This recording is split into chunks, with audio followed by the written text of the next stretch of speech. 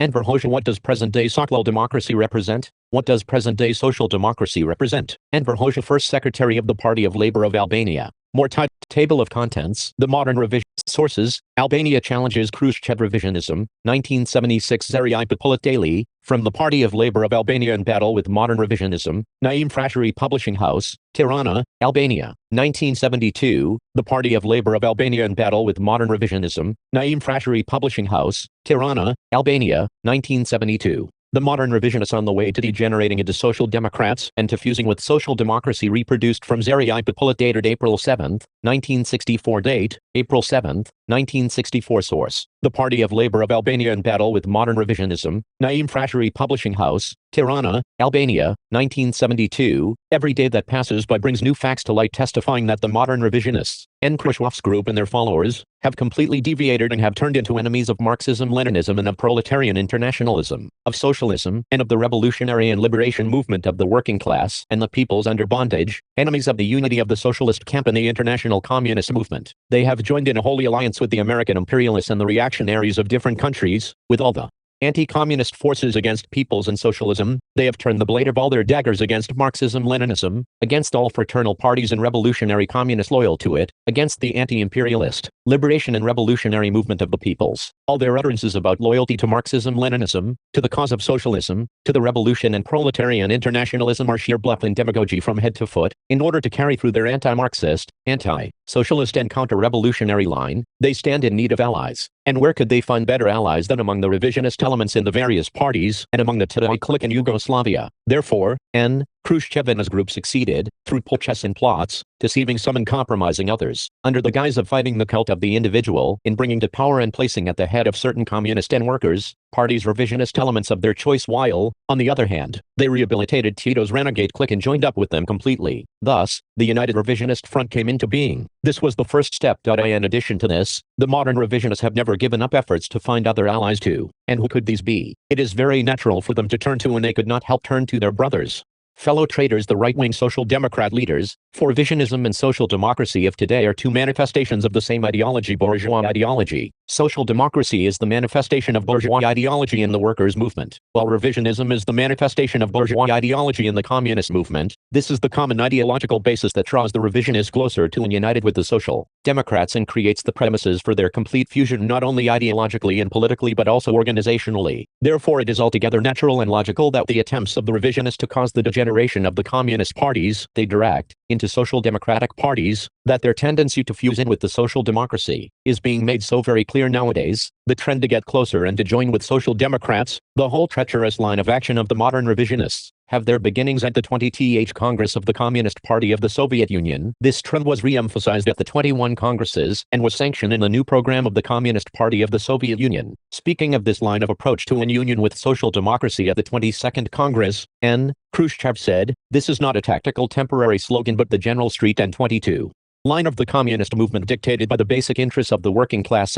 Khrushchev has also said, "If we are to speak of the role and position of the non-communist parties, we should stress, above all, that in the present situation, in order to achieve the socialist transformation of society, collaboration of the Communist Party with the other parties is not only possible but indispensable." The line of approach to an union with social democrats began to be put into effect immediately after the 20th Congress. The Central Committee of the Communist Party of the Soviet Union addressed letters to the social democratic parties of Western Europe calling for unity. Beginning with 1956, the Soviet Union was visited by a number of social democratic leaders and by whole delegations of social democratic parties who came into contact and carried on talks with Khrushchev's group. The campaign for unity with social democrats has become more intensive, especially in recent times. A proof of this lies in the last year's visits to Moscow of such leaders of social democracy as P.H. Spock, Secretary General of the Belgian Socialist Party, Harold Wilson, the present chairman of the English Labour Party, and Guy Mollet, Secretary General of the French Socialist Party, who conducted talks with Khrushchev and other Soviet leaders. In connection with these talks, in an interview with foreign journalists in Moscow, Guy Mollet said that he had discussed with Khrushchev a number of questions comprising all theoretical and doctrinarian problems of a general nature and which characterize the relations between social democratic and communist parties. While in an interview granted to the newspaper United, Guy Mollet stated that the talks which the delegation of SFIO conducted with the leaders of the Communist Party of the Soviet Union, and in particular with Nikita Khrushchev, gave us sure satisfaction in many points. The leaders of communist and workers' parties in certain other countries are also following the line of fusing with present-day social democracy under the dictates of the conductor's baton. This is evident in many of their acts, in various articles and statements, in the columns of the Khrushchevian Review Problems of Peace and Socialism, in the document of the Central Committee of the Italian Communist Party for the National Conference of Organization appearing in the newspaper United ET, 9 pages 1 to 164, in the draft resolution for the 17th Congress of the French Communist Party, which will be held in May this year, and so on, in all these attempts, documents and materials of the modern revisionists regardless of the phrases they use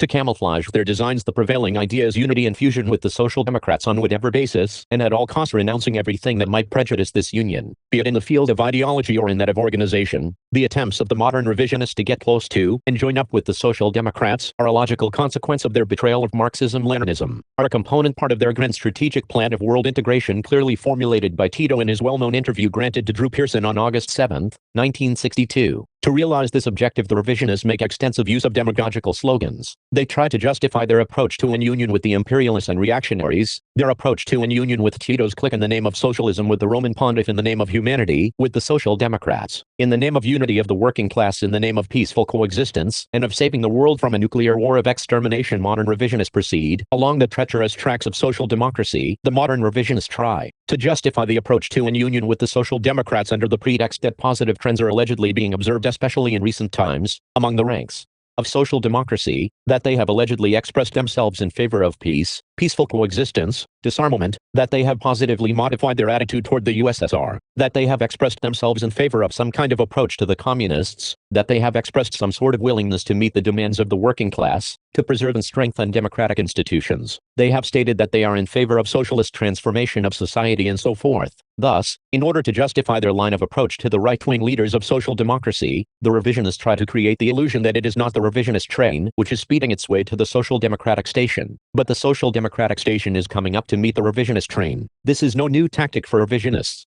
Khrushchev's traitorous group and those who follow them have used exactly this maneuver to justify their approach to incomplete union with the Titoid clique, pretending that the Yugoslav leaders have allegedly corrected many of their errors and have adopted the line of Marxism-Leninism in the same way, in order to justify their treacherous line of reconciliation with an approach to the imperialists. To the American imperialists in particular, they have spread and continue to spread illusions pretending that the leaders of imperialism have now become wise, realistic, peace-loving, reasonable, and whatnot, but facts go to prove that the present Social Democrat leaders have changed as little in their nature and in their attitude as the Titoid clique and the imperialists. If we may speak of any kind of change of views and stance of the Social Democratic leaders, the only obvious change of theirs is their ever-growing inclination to the right. What does present-day social democracy represent? Present-day social democracy is a direct follower of the traitorous International. It has inherited all the ideological luggage, organization, and tactics of the parties of the International. The Social Democrats began their betrayal by getting away from the basic teachings of Marxism-Leninism, which they proclaim as outdated and inexpedient, by renouncing the class struggle and replacing it with the theory of harmony and reconciliation of classes, by negating the revolution and replacing it with reforms within the capitalist order, by giving up the revolutionary way and replacing it with peaceful democratic and parliamentary method, by denying the indispensability of breaking up the old bourgeois state machinery and accepting the capitalist state as a means to cross over to socialism,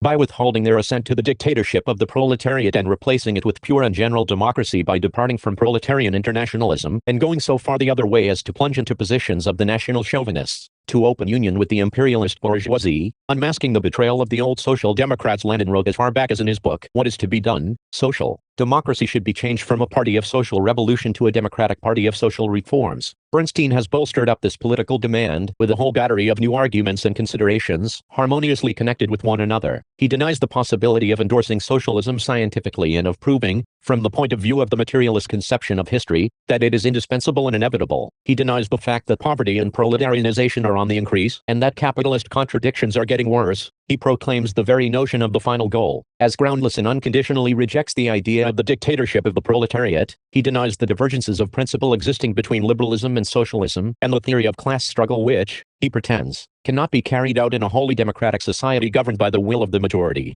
By embarking on this road, social democracy turned itself into a loyal supporter of the capitalist order of things. into a servant of the bourgeoisie, into a most important ideological and political abettor of the bourgeois policy in the workers' movement. It has aided the bourgeoisie to oppress and exploit the workers of their country and the peoples of other countries, to suppress their revolutionary and liberation movement. It has been verified by practice, Lenin says, that the militant group in the ranks of the workers' movement who adhere to opportunist trends are better defenders of the bourgeoisie than the bourgeoisie themselves. If workers were not under the guidance of such people, the bourgeoisie would not be able to stand their ground. Works, Volume 31, page 259, Albanian edition. But social democracy today has gone a step further in its betrayal when compared with the time of the two. International at present it is characterized by a growing tendency towards the right. Beginning from 1955, the social democratic parties in Western Europe, like the English Labour Party, the social democratic parties in France, Austria, Switzerland, the Netherlands, Luxembourg, Western Germany and in the Scandinavian countries, have changed their programs or have been engaged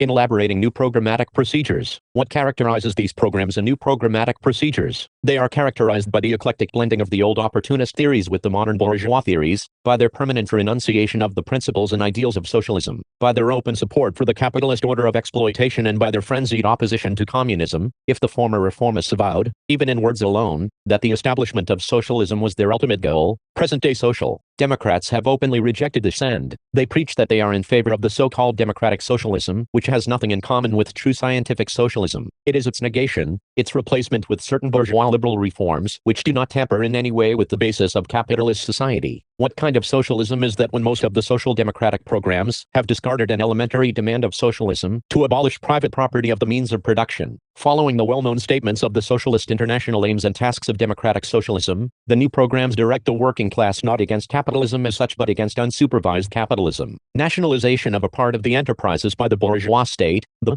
establishment of state monopolist capitalism in the economic life of the country, the adoption of certain bourgeois democratic reforms. All of these figure in the new programs and statements of the social democrats as facts that go to prove that the basis of socialism has allegedly been laid in certain capitalist countries. At the same time, they deny the socialist character of transformations in the socialist countries. They repeat in this manner, openly or in a roundabout way, the bourgeois theories in vogue on people's capitalism, capitalism under control, organized democratic and so on. The bourgeois reactionary press has more than once hailed this departure of socialism and in defense of capitalism. In a leading article under the title Burial of Marxism, the Washington Post and Times Herald newspaper wrote, 84 years after its establishment at the historic Congress at Gotha, the German Social Democratic Party and its Congress at Bad Godesberg renounced Marxist ideology and, in fact, ceased being socialist in the true sense of that word. It reconciled itself to the principle of free individual initiative, wherever that is possible in economic life. The new programs of the social democratic parties have cancelled out all mention of contradictions, antagonism and class struggle, have leveled down all boundaries between the oppressed and oppressors, between the exploited and exploiters. In place of the class struggle, they preach the sense of responsibility of men in general. Thus the program of the German Social Democratic Party has it: freedom and democracy in industrial society are possible of attainment only if as many individuals as possible raise their social conscience and express themselves as willing to share responsibility. The Social Democrats uphold the solidarity and harmony of all people, the attaining of their above classes, objective democratic socialism, since democratic socialism does not encroach upon the basis of the capitalist order in any way, but it is a kind of reformed capitalism. It naturally follows that there is no need whatsoever for a socialist revolution. Democratic socialism, according to them, will come about through spontaneous economic evolution, through limitation of the prerogatives and power of the monopolist unions, and through the aid of the capitalist state itself. Nevertheless, in order to attain this ideal, it is necessary that the Social Democrats come into power, and the only way to achieve this is through electoral campaigns to obtain the majority of votes in the bourgeois parliament. Speaking highly of the declaration of the Socialist International on the aims and tasks of democratic socialism, one of its leaders, Bruntel, has said that this declaration puts an end to the discussions on the dictatorship of the proletariat, does away with the revolutionary class war method to achieve socialism, and rejects adherence to any socialist theory. The Social Democrats have severed all connections with Marxism-Leninism, with the theory of scientific socialism and with the materialistic conception of things. The program of the Austrian Socialist Party has it: socialism is an international movement which does not at all demand an obligatory similarity of views, regardless of where the socialists draw their points of view, from a Marxist or any other social analysis, from religious or humanitarian principles. They all aim at a common goal. Speaking at the Congress of the German Social Democratic Party at Godesberg, its former chairman, Enver, said the demand to make K. Marx's and F. Engels' political program, the substance of the Social Democratic program for 1959, is more anti-Marxist than can be imagined, and he added, "We cannot be understood if we speak in terms of the past. We cannot solve the problems of today with our old conceptions. Present-day social democracy has not only slipped into positions of philosophic idealism and upholds idealism, but tries to find support in, and even fuse entirely with its extremist form, religion. Thus, for instance, the programs of German, Austrian, Swiss and other social democratic parties maintain that democratic socialism has its roots in Christian ethics and doctrine, that socialism and religion, far from eliminating, are completely at one with each other." Speaking at the Congress of the Austrian Socialist Party in 1958, the author of the new program, Bukowski, said, "We would like to draw up a program, which would be fully endorsed by Marxists and non-Marxists alike, by atheists and socialist believers in religion alike. Similar attempt to reconcile Christianity with socialism, religious idealist conception with socialist materialist conception, is made also in an interview given to the correspondent of the Italian newspaper Unita by Guy Mollet, and which was published in this paper on February 22 of this year. Such, in general, are the ideological views of the present social democrats. What should be stressed in this connection is that their programs, as a rule, are more leftist than their acts. If the right socialists still try, in words, to pose as socialists in order to deceive the workers, in deeds they have long become staunch defenders of the capitalist order, both when they are in opposition as well as when they are at the head of bourgeois governments, or take part in them. The heads of social democracy serve to preserve and strengthen the bourgeois order through all their views and acts. All the socialist demagogy of the social democrats has been shown up by experience. Socialists have more than once been in power, at the head of bourgeois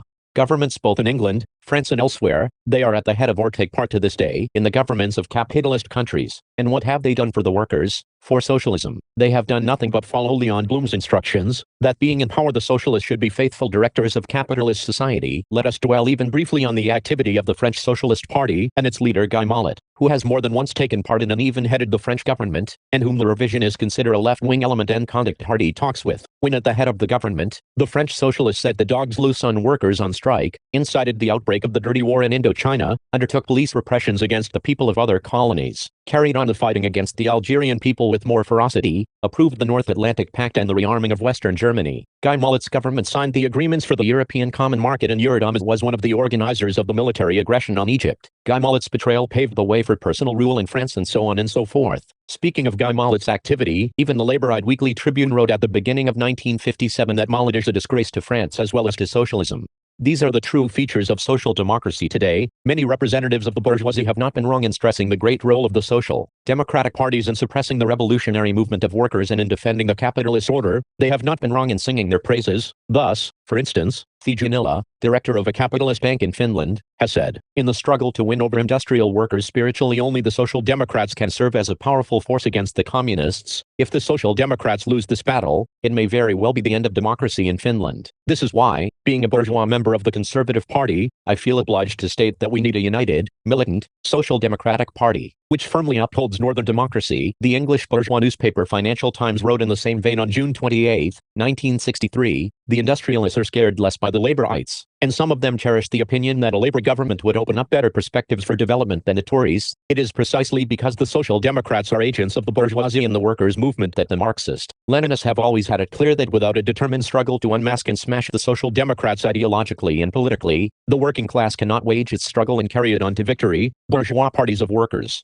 as a political phenomenon, one Lenin has written, have already been set up in all advanced capitalist countries, without a resolute, relentless war on all fronts against these parties, or, what amounts to the same thing, against groups, trends and so on. It is futile to speak of the struggle against imperialism, or of Marxism, or of the workers' socialist movement. V.L. Lenin, Against Revisionist Albanian Edition, page 368. J.V. Stalin too, as a revolutionary and consistent Marxist, has stressed, present-day social democratism is the ideological support of capitalism. Lenin was 1,000 times right when he said that the present social democratic politicians are true agents of the bourgeoisie and the workers' movement, lackeys of the capitalist class from the workers' ranks, and that in the civil war of the proletariat against the bourgeoisie, they will undoubtedly take sides with the Versailles against the communards. No end can be put to capitalism without putting an end to social democracy in the workers' movement. Therefore, the epoch of the death of capitalism is at the same time the epoch of the death of social democracy in the workers' movement. The 1960 Moscow Declaration too, stressing the fact that the right-wing leaders of social democracy have aligned themselves openly with the imperialists, uphold the capitalist system, split the workers' movement, and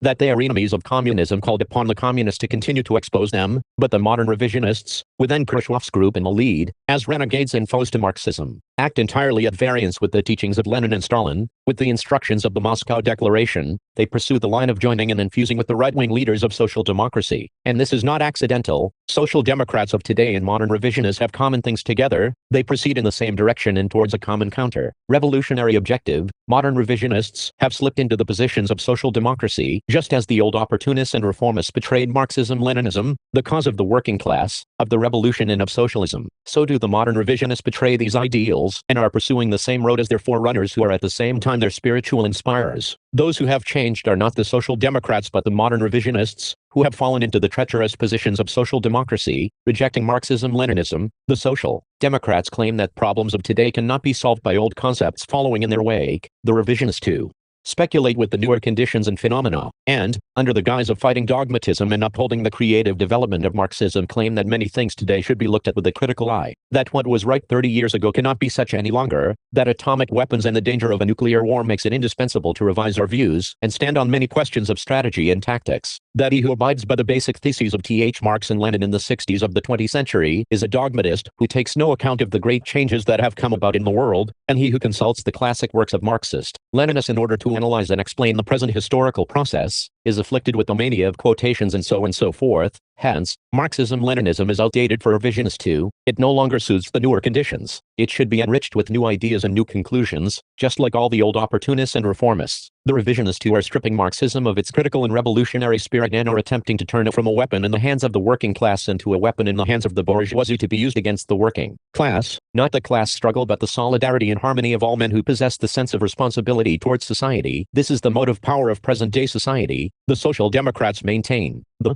revisionists too have erased the class struggle from their books, and in fact have replaced it with the idea of class reconciliation in the name of preserving peace in the world. They have renounced this struggle in the name of saving the world from the danger of nuclear war, and instead of the class struggle, they preach peaceful coexistence as the only method to solve all the vital problems that stand before human society. Peace at all costs, peace with all and above all, Christian love for everybody, abstract humanism above classes. These are the ideas that the modern revisionists preach far and wide. In the name of this ideal, the revisionists make common cause with the enemies of the class, with the imperialists and reactionaries of various countries and their agents and lackeys, the right-wing leaders, social democratic leaders and the Tidite clique, while, on the other hand, they fight furiously against all those who loyally uphold the interests of the working class and their Marxist-Leninist ideology. The communist parties and all the revolutionary communists, the social democrats, have long given up the revolution and preached that socialism will come about through reforms within the framework of the bourgeois order of things, of democracy and bourgeois legality. Following in their tracks, the revisionists too have abandoned the revolutionary way, saying that the way to socialism is the way to an ever broader democracy, the way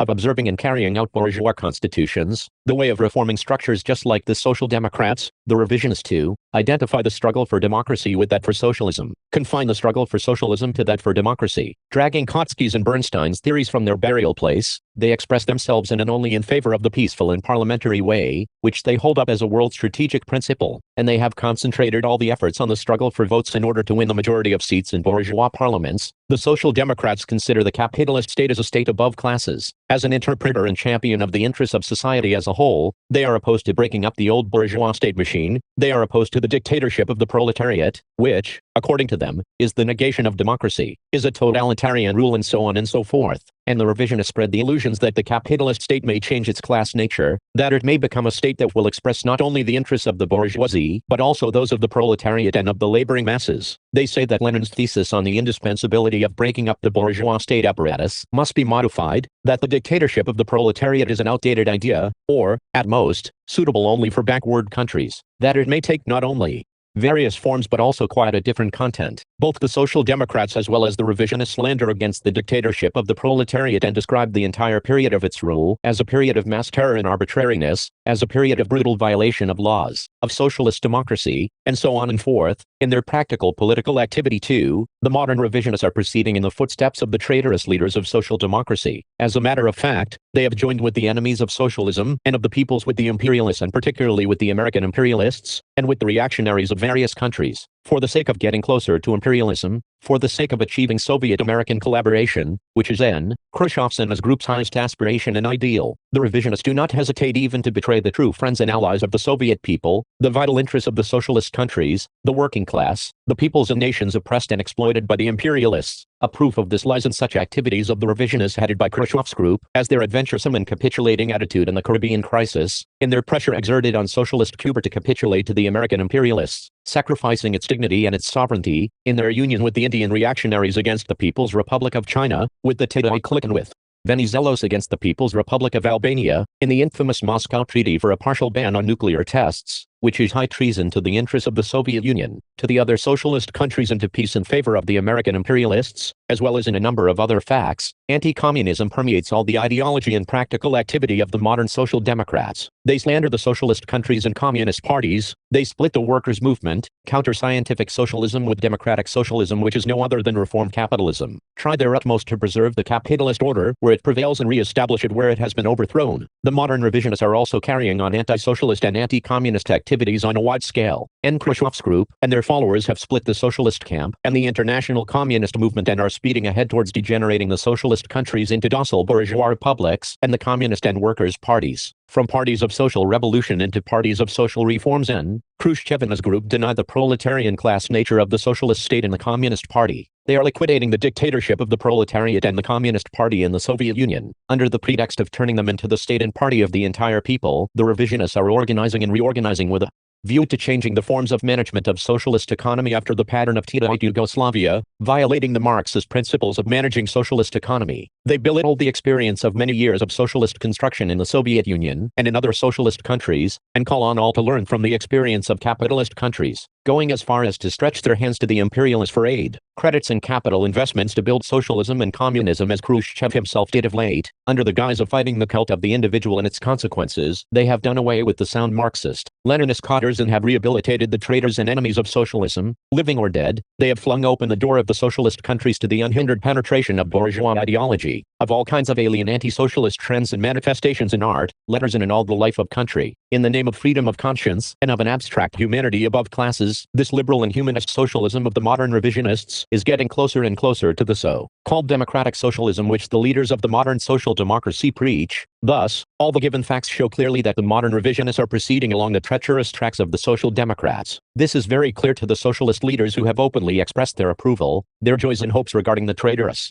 course followed by Khrushchev's group and their followers. Here are some of their statements. In a speech to the General Assembly of the United Nations at its last session, P.H. Spock said, Khrushchev is trying to test peaceful coexistence, and the West should not make it difficult for him to make this experiment. It would be a terrible and inexcusable mistake to discourage him. At this moment, the future line of demarcation will not be any longer between communists and non-communists, between colonized and colonizers, between ideologies and races. We are witnesses of the struggle between those who wait the opportune time and inhuman doctrinarians on one hand, and those who have had confidence in progress and have never ceased to hope, on the other. Let us not let this great occasion slip from our hands. In his interview on February 24, 1964, the chairman of the English Labour Party, H. Wilson, pointed out that he was the first of the Western politicians who visited Russia after the death of Stalin and, on his return from there, reported to W. Churchill, Prime Minister at that time, that a great change was taking place in Soviet politics and that this is of major importance as regards relations between East and West. He is fully justified to be proud of his far-sighted anticipations, which today have become realities.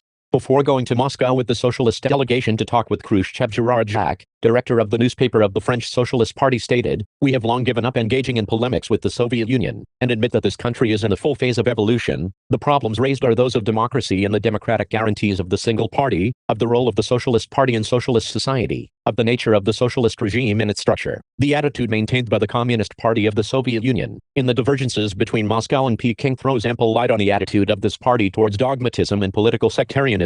After his return to Paris from colloquies with Khrushchev, the Secretary General of the French Socialist Party, Guy Mollet, stated that he became convinced that a positive evolution is taking place in the Soviet Union which, according to his words, were summed up in these matters: admittance of many ways to build socialism and of the proletarian dictatorship, internal evolution and so on. Whereas in interview granted the newspaper Unida, Guy Mollet declared, "I am convinced that the communist world has embarked on the road to transformation.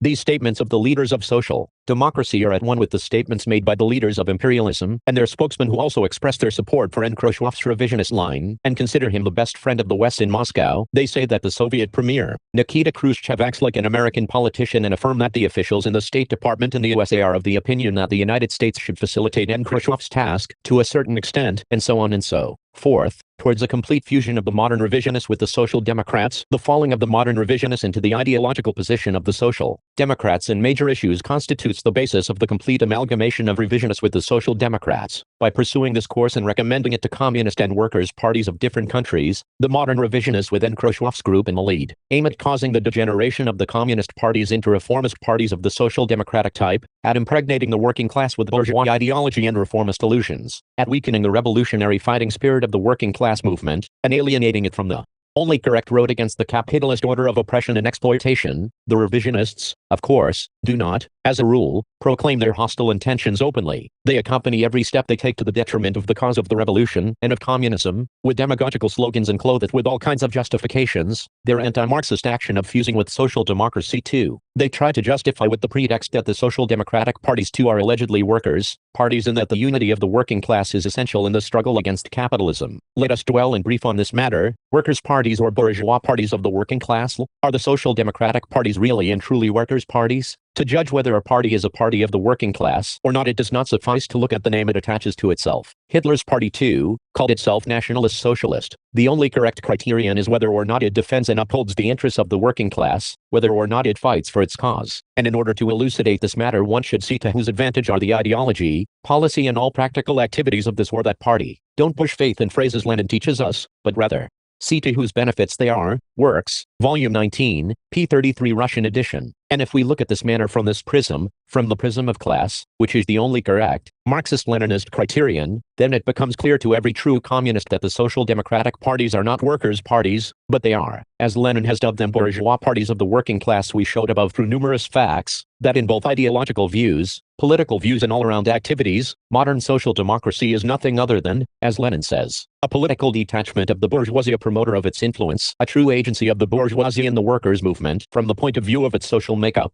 2. The social democratic parties have undergone and are undergoing visible changes. The number of workers in their ranks are becoming less and less, and the number of elements of the petty bourgeoisie and of the workers' bureaucrats are increasing. The modern reformists have themselves launched the slogan, the deproletarization of the social democratic parties, and this has been expressed in the new programs of many social democratic parties. Thus, for instance, the program of the Swiss Social Democratic Party has it: at the beginning socialism was the concern of the working class, which used to be exploited by capitalism alone. Now socialism is the concern of all mankind. It pertains to every man with a sense of responsibility for the welfare of society. This is for the groundwork, for the masses of the social democratic parties, whereas as far as the leading cadres are concerned, the higher up you climb in the hierarchy of the social democratic parties, the fewer workers you find in them. As a matter of fact, many social democratic leaders have long become real capitalists. Many of them take part in the administrative councils of the biggest banks and own packages of solid shares, drawing millions upon millions of dividends each year. Thus, for instance, according to returns of the recent years, 410 principal functionaries of the German Social Democratic Party occupied 929 high-paid posts in the major banks and corporations of Western Germany. 62 Social Democrat personalities were directors of the firms Mannesmann, Kleckner, Kropp,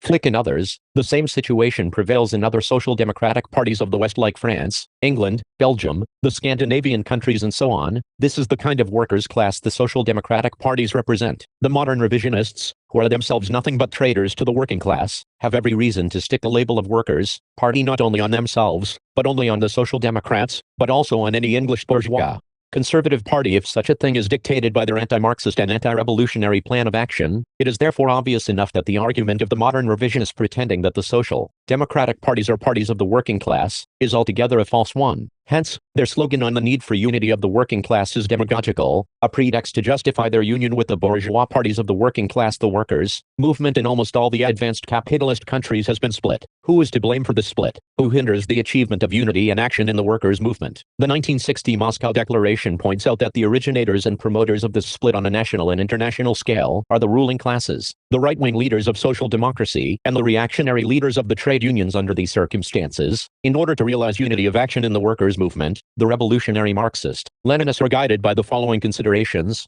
that unity of action may be attained only in battle with splitters, therefore they wage a relentless and persistent war of principle against the splitters, the treacherous leaders of social democracy. B. That all efforts should be concentrated to achieve unity of action at the base with the working masses of the socialist parties, that the watchword of the Marxist-Leninists for unity of action could and should be reliance on the masses, alliance with the leftists, uncompromising combat against the treacherous right-wing leaders who caused the split in order to expose and isolate them. C. That by soliciting unity of action with socialists, the communist parties should consider this not as collaboration between two political parties of the working class, but as collaboration between a proletarian and non-proletarian party in order to achieve some specific objectives. In connection with this, it is essential to always keep in mind and strictly observe Lenin's teachings, who has more than once stressed with force that it is essential that, when concluding an alliance or agreement with other movements for this or that question or objective, the revolutionary party of the working class will maintain its political independence at every moment and in every situation, so that it may not lose sight at any moment of the basic interests of the working class in its fight to achieve its final objective, the triumph of socialism and communism. Every departure from Marxist-Leninist positions brings about as a consequence the alienation of the working class from its revolutionary line of action and its fall into the mire of opportunism. Such is the attitude of the Marxist-Leninists towards unity of the workers' movement. But what stand do the modern revisionists maintain in connection with this? They have not only given up fighting the splitters of the workers' movement, the right-wing leaders of social democracy, but, what's more, they are advocates of unity at all costs, and under the conditions with these traitorous splitters, the revisionists even rise against all those who fight against the right-wing leaders of social democracy and who expose their betrayal, considering this fight as sectarian, dogmatic, as insolent and dangerous attack, and so on. But everybody knows that social democratic leaders like Spock, Guy Mollet and others, with whom N. Khrushchev and his followers conduct hearty talks and try to achieve unity at all costs, are servitors and agents of the bourgeoisie, who have even been and continue to be at the head of bourgeois governments in many capitalist countries. Therefore, unity with these traitors is by no means a unity of the workers' movement, but an attempt at unity between the working class and the bourgeoisie, for the subjection of the working class to the bourgeoisie, unity and collaboration with the reactionary bourgeois governments pretending to be socialist. Formerly, when they had not yet revealed so openly their treacherous features, the modern revisionists used to claim they are opposed to the right-wing leaders of social democracy, that no unity was possible with them, and so on, and they had even said a word or two against them. N. Khrushchev, for one, said at the Street 21 Congress of the Communist Party of the Soviet Union, that the cause of unity of the working class is hindered by imperialist reactionaries and their lackeys in the workers' movement, such as the anti-communist leaders of social democracy, Guy Mollet and Spock. We know these leaders of anti-communism by name, and we do not rely on them when we speak of unity of action of the working class, whereas now it is the same Khrushchev who conducts hearty colloquies with and solicits the collaboration of such anti-communist leaders as Guy Mollet, Spock, H. Wilson and their ilk to achieve unity of the working class. One of two things must have happened: either Guy Mollet, Spock and company have ceased to be anti-communist, or N. Khrushchev himself has ceased to be a communist and makes common cause with the leaders of anti-communism, servitors of the imperialist reactionaries. So far there is no sign to prove the first, while there are plenty of facts to prove the second, regardless of the demagogical slogans they make use of in order to waylay the masses. The modern revisionists are not only in favor of unity at all costs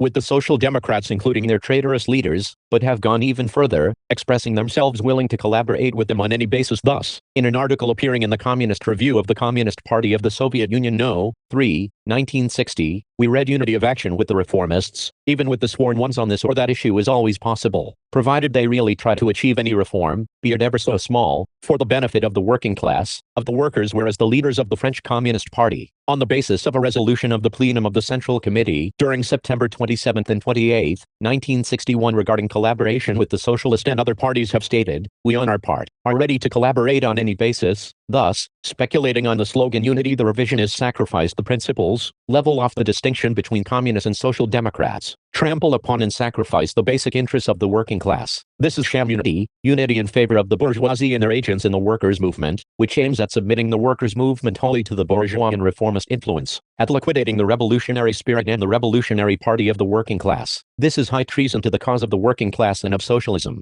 All of these things give rise to an important conclusion: full unity on sound basis of the workers' movement can and will be achieved through bitter combat, not only with the right-wing leaders of social democracy, but also with the modern revisionists, against the workers' movement, to the poisonous and counter-revolutionary influence of social democracy and of its treacherous right-wing leaders, liquidation of the communist parties. The goal of the modern revisionist facts go to prove that the hue and cry of the modern revisionists are raising about unity of the workers' movement is nothing but a bluff, a demagogical maneuver to cover their tracks, whereas their true objective is to cause the degeneration of the communist parties into parties of the social democratic type, and to join with the social democrats under any condition and on any basis, and then to liquidate the communist parties, to amalgamate them with the social democratic parties. The social democratic leaders, who cannot plead ignorance of these attempts and intentions of the revisionists, have defined their stand and their tactics towards them in compliance with this. The social democratic leaders pursue the same twofold tactics towards the revisionists as the American imperialists in the Today clique do. On the one hand, they sing praises to them for their revisionist line of action, back them up and encourage them as allies in their betrayal, incite them against Marxism, Leninism and against all those that stand loyal to it. To meet the revisionists halfway and to throw dust in the eyes of the masses, certain social democratic leaders have, especially of late, started to speak in terms similar to those of the revisionists and to make statements in favor of peace, peaceful coexistence and disarmament. They have somewhat changed in their attitude towards the Soviet Union and towards the communists in their countries, and so on. This has, of course, nothing to do with any real, positive, basic change of the social democrats, but a mere change of attitude towards the revisionists for the above reasons. It is exactly this kind of change that the revisionists try, in a demagogical way, to hold out us on inclination to the left of the social democrats, in order to justify their transition to the right, to justify their own line of approach and collaboration with them. On the other hand, the social democratic leaders maintain a superior and haughty attitude towards the servile requests and appeals of the revisionists for approach and collaboration and demand more concessions. And what do the social democrats demand? In the ideological field, they demand that the revisionists give up for good the basic principles of Marxism-Leninism, the idea of the dictatorship of the proletariat, the role of leadership of the Communist Party, proletarian internationalism, and so on. Not only in essence but also formally, in the field of politics, they demand further democratic guarantees, toleration of many parties, consequently of bourgeois parties as well, and the distribution of power among them in socialist states, a change in the electoral system to allow lists of candidates including anti-socialist elements in them, etc. They demand, in other words, the liberalization of the socialist regime and its transformation into an ordinary bourgeois democracy. In the economic field, they demand abolition of the cooperative system in the countryside, of the old forms of organization and management of economy, in order to proceed towards alignment and wide and all-round collaboration of the socialist countries with the capitalist countries and so on. In the field of international relations, they demand further and bigger concessions towards the imperialists in the name of preserving peace, renunciation of support for the revolutionary and national liberation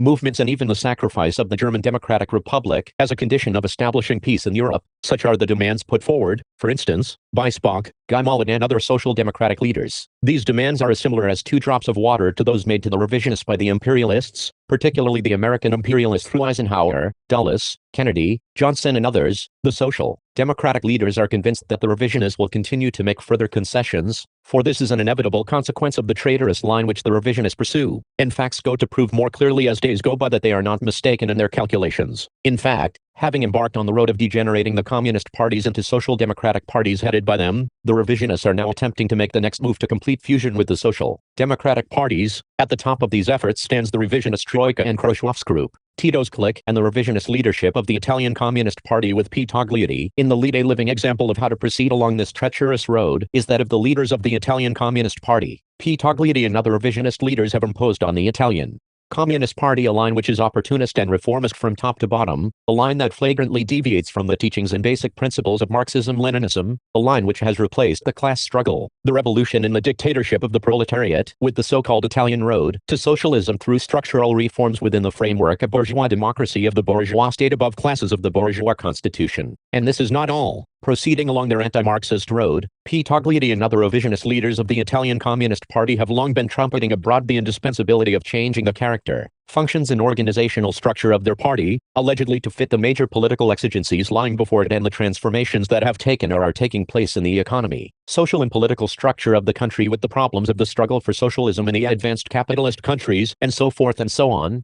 Just in what direction these changes will be made and what their objective is made clear by the document of the Central Committee of the Italian Communist Party for the National Conference on Organization, published in the newspaper United, dated January 9, 1964. In this document we read, "The essential exigency is to look for and adopt a system of new contacts and connections among all forces which accept a socialist policy and future in perspective, so that the separation existing among the various organizations of the working class may be organically overcome, and the basis for a single party may be laid." It is even said that in light of the struggle against monopolist development of the country, in order to direct the latter towards socialist development, we should look into the problem of the relation and dialogue with the political, democratic Catholic movement, which is the other major force, whose support is essential in building a new society in Italy. These theses of the leadership of the Italian Communist Party are the continuation and further concretization of the opportunist views expressed long ago by P. Togliatti at the meeting of the Central Committee of the Italian Communist Party on June 24, 1956. Togliatti said, "We can detect, as a matter of fact, a drift towards socialism, a more or less clear trend towards economic reforms and transformations of the socialist type even in countries where the communist parties, far from taking part in the government, are not even a major force at times. This situation exists today and assumes special significance in those regions of the world which have been emancipated from colonialism only recently, but also in very advanced capitalist countries. It may happen that the working class, in its majority, may vote for a non-communist party, and it cannot be excluded that in such countries, even non-communist parties based on the working class, may express the urge coming from the working class for a drift towards socialism. Even where communist parties exist and are strong, there may exist side by side with them other parties which may have their basis in the working class and a socialist program. The tendency to bring about radical economic changes in a direction which, in general, is that of socialism. Many, after all, come also from organizations and movements which do not call themselves socialist. What is new in the latest document of the Central Committee of the Italian Communist Party for the Conference on the Organization of the Party lies in the fact that attempts are being made to pass from pseudo-theoretical considerations to practical steps to set up the so-called single organization of the working class. In other words, the liquidation of the Communist Party as a revolutionary and independent vanguard of the working class. We have already had the occasion to point out that these views of the leaders of the Italian Communist Party are not at all original, but entirely the same as those of the Titoite renegades sanctioned in the program of the Yugoslav Communist League and already condemned unanimously by the international communist movement as profoundly anti-Marxist. It is in this revisionist program that we read the view that communist parties own a monopoly in every line of development towards socialism, and that socialism is expressed by them, is theoretically incorrect and practically very harmful. We read there further, the Yugoslav Communist League considers it dogmatic to claim the absolute monopoly of the Communist Party over the political power as a universal and perpetual principle of the dictatorship of the proletariat and of socialist construction. The unity of views of the Italian Communist Party leaders with those of the Titoite clique extends not only to this, but to their entire line of action. This revisionist unity was clearly expressed in the joint Tito-Togliatti communique, signed in Belgrade on January 21 of this year, as well as in a leading article by Togliatti on his return from a visit to Yugoslavia. During this encounter in Yugoslavia, Togliatti and Tito did not keep it a secret that they talked about coordinating their joint activity in spreading the triumph of the new positive course in the communist movement, especially in Europe, and in overcoming the obstacles in the way of the unity of the workers and communist movement on the basis of this course. These talks pointed out again the special role which the leaders of the Italian Communist Party have assigned to themselves in the communist and workers' movement in Western Europe. Let us recall the theory of polycentralization, implying, of course, that one of the principal and most attractive centers of direction would certainly be the Italian Communist Party with Togliatti at the head, to achieve their end, the triumph of the new course, the degeneration of the communist parties. The revisionists with N. Khrushchev at the head, need, first and foremost, to break, subdue and set moving towards degeneration not only the Italian Communist Party, which Togliatti himself is zealously trying to do, but also the French Communist Party, as two major parties in Western Europe. It is precisely for this reason that the Trojan Troika and Khrushchev's group, Tito's clique and the revisionist leaders of the Italian Communist Party are exerting strong and all-round pressure on the French Communist Party by the right-wing socialist leaders under Guy Mollet, as well as by the various revisionist elements in the ranks of the French Communist Party itself like Raymond Quenet and others. The French Communist Party is a party with revolutionary traditions. It has formally made valuable contribution to the struggle against various anti-Marxist trends, ranging from the right-wing socialists like Leon Blum and Guy Mollet to Tito's clique of renegades. Now this criticism seems to have been suppressed either as a result of obedience to the conductor's baton, or by the pressure on the part of revisionist elements, who are bent on leading the French Communist Party towards the inglorious road of submission to anti-Marxist degeneration, to the line against which it fought. Let us take, for instance, the latest document of the leadership of the French Communist Party, the draft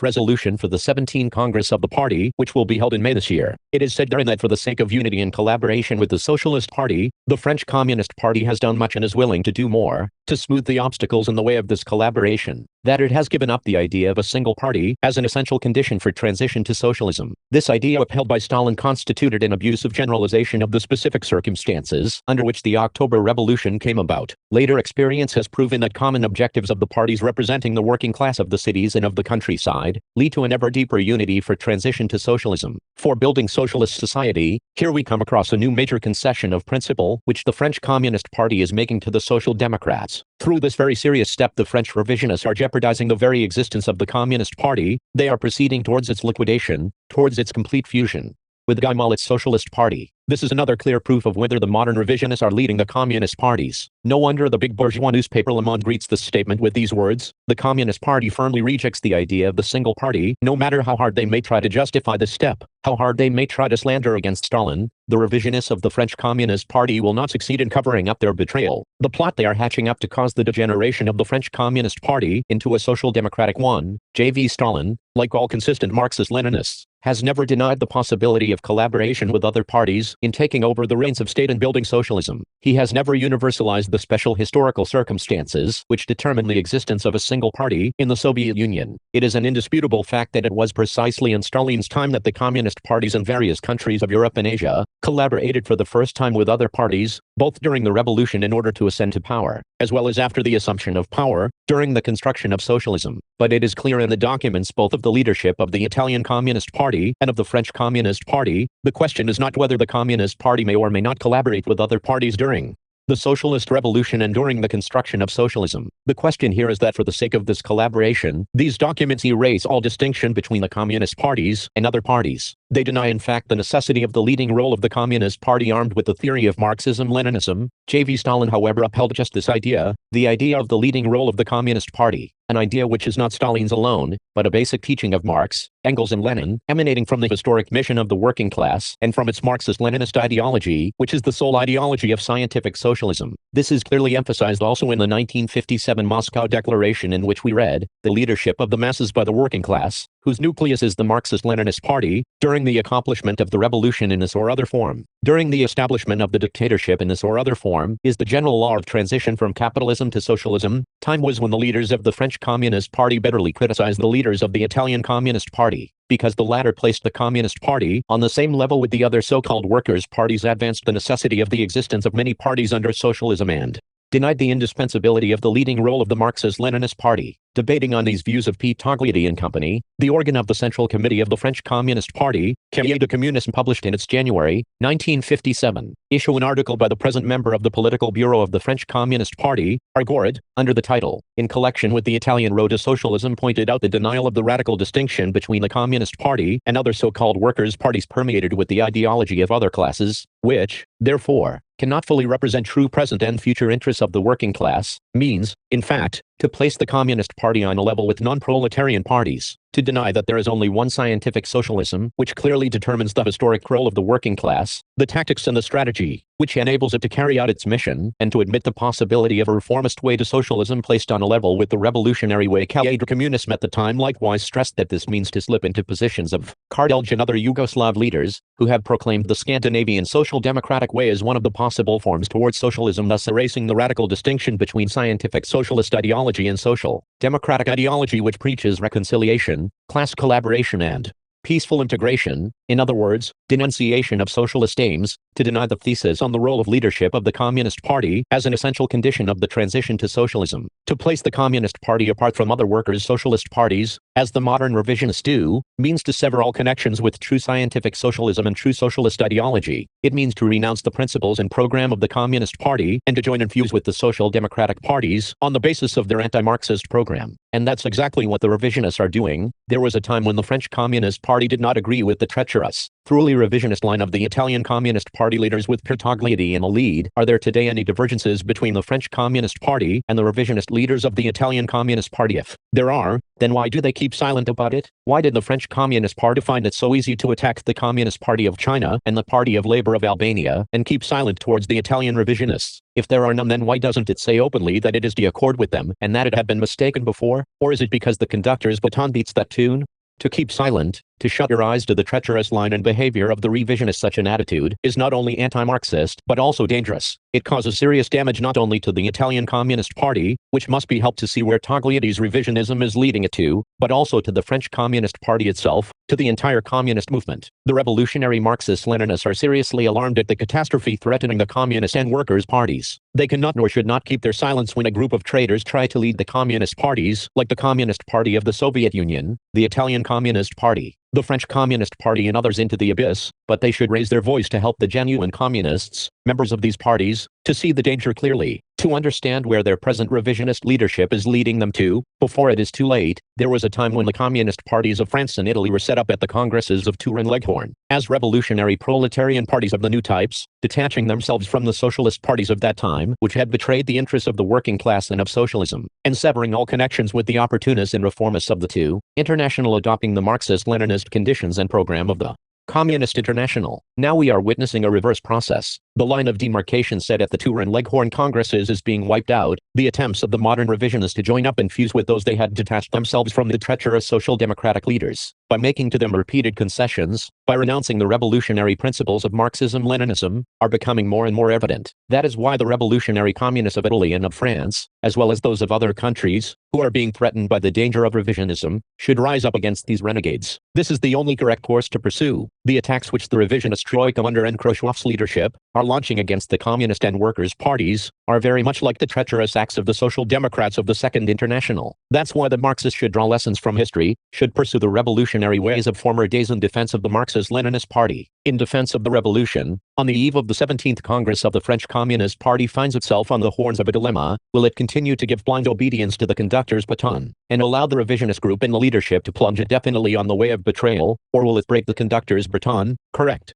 its mistake, and return to the heroic revolutionary road of Marxism-Leninism? Many leaders of the French Communist Party have hurled insolent words and made impudent charges against the Party of Labor of Albania and its leadership. This we will not forget eventually. If not today, tomorrow, everything will be settled in a Marxist way. We are certain that those who have acted in this manner will eventually blush with shame. We are not indebted to the French Communist Party. Its leaders are indebted to the Party of Labor of Albania. Nevertheless, we sincerely call on the French Communist Party to turn to the way of revolution, before it is too late, for the good of the French people, of the French proletariat and of the international proletariat. There is its place. Those who correct their mistakes command the respect of others and enjoy the support of the communists and of all the progressive people of the world, while the traitors are loathed by everybody. They are looked down upon and mercilessly fought by all, as in the case of Khrushchev's group, Tito, Togliatti and their loyal companions. Against all the modern revisionists, a stop should be put to the treacherous acts of the revisionists. The communist parties should be protected. Through their political course and through all their practical activity, the modern revisionists, with traitor Khrushchev in the lead, have created a grave situation in many communist parties and in the international communist and workers' movement. They have wrecked the internal unity of certain parties in particular and of the movement in general, and are proceeding post-haste towards social democratic degeneration of the communist parties, are trying to lead the whole world communist movement onto an opportunist and traitorous path. This reminds one of that period when, as a result of the deviation of their leaders, the parties of the two international strayed away from the revolutionary path, renounced Marxism, plunged definitely into the mire of opportunism and reformism, degenerated into bourgeois parties of the working class. The betrayal of the parties of the two international, which was expressed clearly especially during the First World War, when they crossed over openly to the social chauvinistic camp,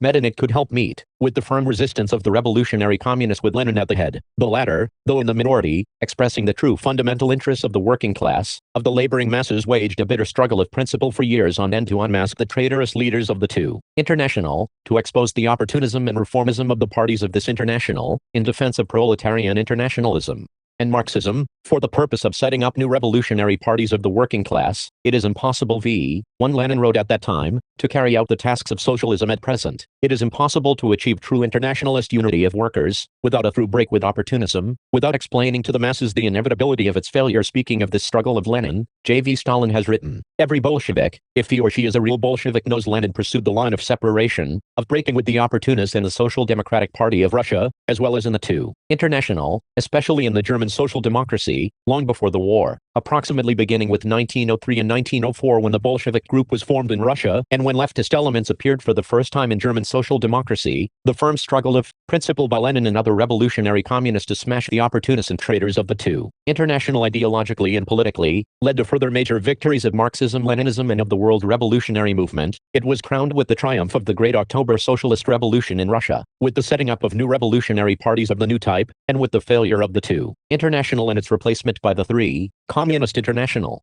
To date, to the betrayal of the modern revisionists, who have departed for good from Marxism-Leninism, from the principles of the Revolutionary Proletarian Party, and from the vital interests of the revolutionary proletariat and of the broad masses of workers, has met and could not help meet, with the firm resistance and struggle of principle of the Marxist-Leninist parties and of revolutionary communists. This is a battle of major historical significance, a battle which concerns the future of the world revolutionary and liberation movement, a battle in defense of Marxism-Leninism, against revisionism, in defense of proletarian internationalism against nationalism and chauvinism, in defense of the socialist order against liberal bourgeois degeneracy, in defense of the revolutionary communist parties against social democratic degeneration, defense of the Marxist-Leninist unity of the communist parties, of the international communist movement and of the socialist camp, against revisionist splitters, just as the classic writers of Marxism, Leninism and the experience of the communist movement teaches us, the only right way to respond to the challenge of the revisionists is to muster all the efforts of the Marxist-Leninists for a determined uncompromising struggle against the revisionist renegades. The blows and pressures of the revisionists, foreign and internal, cannot be warded off by pursuing a vacillating centrist line, nor by preoccupying ourselves with maintaining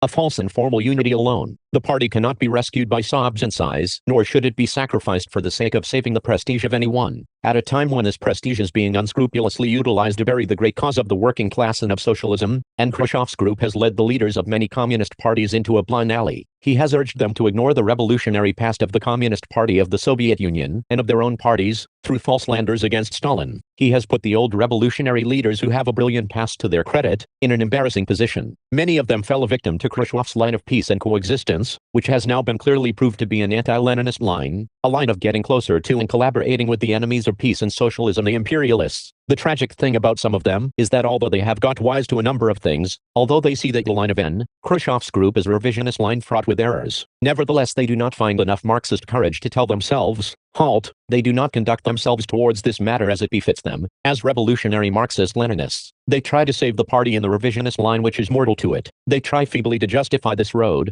of which they nurture doubts and are not in complete agreement, sometimes even talking in narrow circles about differences they have with Khrushchev, but that's all they do. They go no further. They do not take heart and bring these matters up for discussion in their parties in a Marxist-Leninist way. They agree to taking up and discussing material sent to them by Khrushchev, but they are afraid to discuss in their party documents and written materials of other parties. A big struggle takes place in their innermost conscience, and Khrushchev's group too are at work. They have won over many adherents in the leadership of many other parties, who exert pressure, blackmail and other maneuvers to subject their parties to the conductor's baton. Following in Khrushchev's tracks, many Communist Party leaders have entered into a blind alley with their political stand. It is of course right to ward off the danger that comes to world peace from Western German militarism and from the imperialist Bonn-Paris axis, but it is altogether incorrect and anti-Marxist to give up the struggle against imperialism, which is the main force of war and aggression, the bastion of world reaction, the greatest international gendarme and exploiter, the greatest enemy of the peoples of the world, as the 1960 Moscow Declaration has called it. Under this pretext, it is correct and Marxist to fight against personal power and its consequences, but it is altogether anti-Marxist to follow blindly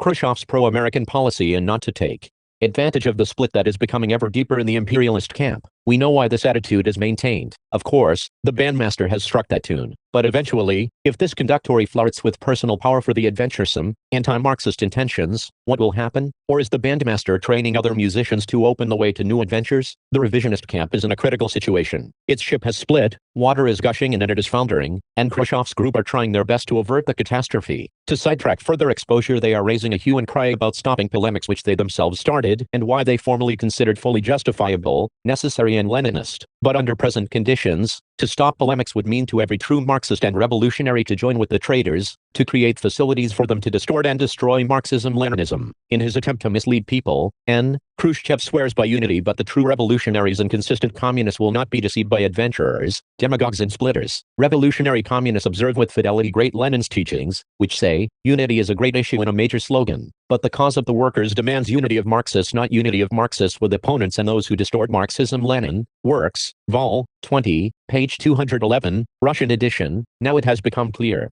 that Khrushchev and his group represent just these opponents and distorters of Marxism in the present communist movement.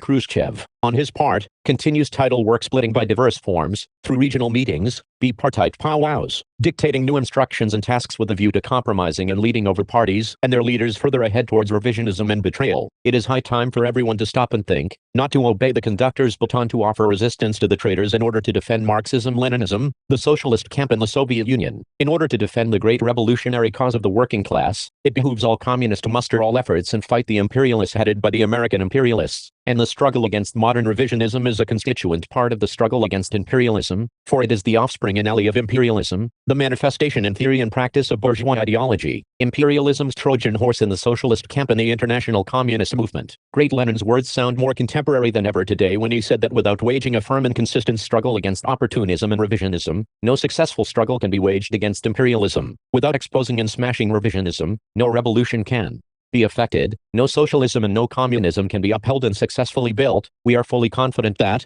just as in the past, the present fight against modern revisionists, headed by N. Khrushchev's group, will be crowned with the further success of Marxism-Leninism, of socialism and of the international revolutionary movement. The revisionists will not succeed in turning historical revolutionary process backwards. We are witnesses to the fact that the revisionists are being more and more exposed and discredited in their own countries as well as in the international communist movement. They are meeting with defeat after defeat, while the ranks of the parties loyal to Marxism-Leninism and those of the revolutionary communists are increasing and becoming stronger, their fight against the modern revisionists more and more intensive. The complete defeat of revisionism and the triumph of Marxism-Leninism are inevitable. The demagogy of the Soviet revisionists cannot conceal their traitorous countenance. Date, January 10, 1969. Source, Zaria Popolit Daily, from the Party of Labor of Albania in Battle with Modern Revisionism, Naim Frasheri Publishing House, Tirana, Albania, 1972, pp.475 526. Demagogy has always been the favorite weapon of all traitors. That is very typical of the modern revisionists, especially of the Soviet revisionist leadership. This clique of renegades, while always advancing on the same road of treachery, has made use, according to circumstances, of various masks to conceal its real countenance. The alleged return to Stalin's correct policy, the basest hypocrisy, and the most desperate maneuver of the Soviet revisionist Khrushchevite revisionism in the Soviet Union, has undergone several stages, in compliance with which its forms, methods and tactics of struggle and action, to carry out in practice its anti-Marxist and traitorous course and to camouflage it, have also changed. The first stage was that of the building up, maintenance and establishment of the betrayal, accompanied with a great and scandalous noise and with a sham optimism to distract the minds of the people. It was characterized by the frantic campaign of attacks on J. Stalin, to discredit the ideas of Marxism-Leninism and the cause of the Bolshevik Party, under the fraudulent pretext of the fight against the personality cult and its consequences. But what was the line of the Bolshevik Party, the line of Stalin, against which the Khrushchevite revisionists hurled themselves so furiously? What were its consequences for the development of the Soviet Union and the international communist and revolutionary movement? In the ideological field, the line pursued by the Bolshevik Party, led by Stalin, was the line of the consistent defense and the creative development of Marxism, Leninism, and a merciless fight against the enemies and distorters of Leninism in the Soviet Union, and outside it against the Trotskyists, Bukharinists, Social Democrats, Titoites, etc. The line of the fight against the pressure and influences of bourgeois ideology and culture, for the implanting and development of socialist ideology and culture, the line of high proletarian partisanship in all spheres of spiritual life, for the communist education of the working people. In the political social field, it was the line of the unceasing strengthening of the proletarian party and of its leading role in the whole national life, of the strengthening and consolidation of the dictatorship of the proletariat, of the alliance of the working class and peasantry, of the friendship of the peoples of the Soviet Union, of the unity of the entire Soviet people around the party and the power of the Soviets, through a fierce class struggle against the overthrown exploiting classes and their remnants outside the party and inside its ranks. The line of constant strengthening of the country's defensive power in order to stand up to any possible imperialist aggression. In the economic field, it was the line of the building of socialism with one's own efforts and at fast rates, in conditions of complete capitalist encirclement, and in a life and death struggle against the tide of petty bourgeois spontaneity. The line of socialist industrialization and collectivization of agriculture, of the constant improvement of socialist relations of production, of the impetuous development of socialist production, and of the uninterrupted growth of the well-being of the working people. In the field of international relations, it was the line of resolute opposition to imperialism, to its policy of war and aggression, as well as of the exploitation of contradictions in the imperialist camp for its weakening and the strengthening of the positions of socialism. The internationalist line of the powerful and unreserved support for the world revolutionary and liberation movement, the line of fraternal relations of mutual support and aid towards the socialist countries and the fraternal communist and workers' parties, the line of unceasing strengthening of the militant unity of the socialist camp and of the international communist movement on the basis of the principles of Marxism-Leninism and of proletarian internationalism, in the common struggle for the victory of the cause of socialism throughout the world. world, as a result of the implementation of the correct revolutionary Marxist-Leninist line of the Bolshevik Party, led by Stalin. The socialist transformations throughout the country were successfully carried out within a short period of time, the backwardness inherited from the Tsarist regime was liquidated, and the Soviet Union was transformed into a powerful socialist state with modern industry, with a large-scale collectivized agriculture, with the most advanced technology and science, with a tremendous economic and military potential. The great historic victory over fascism in the years of the Second World War was achieved, and the role and importance of the Soviet country in international life grew considerably. The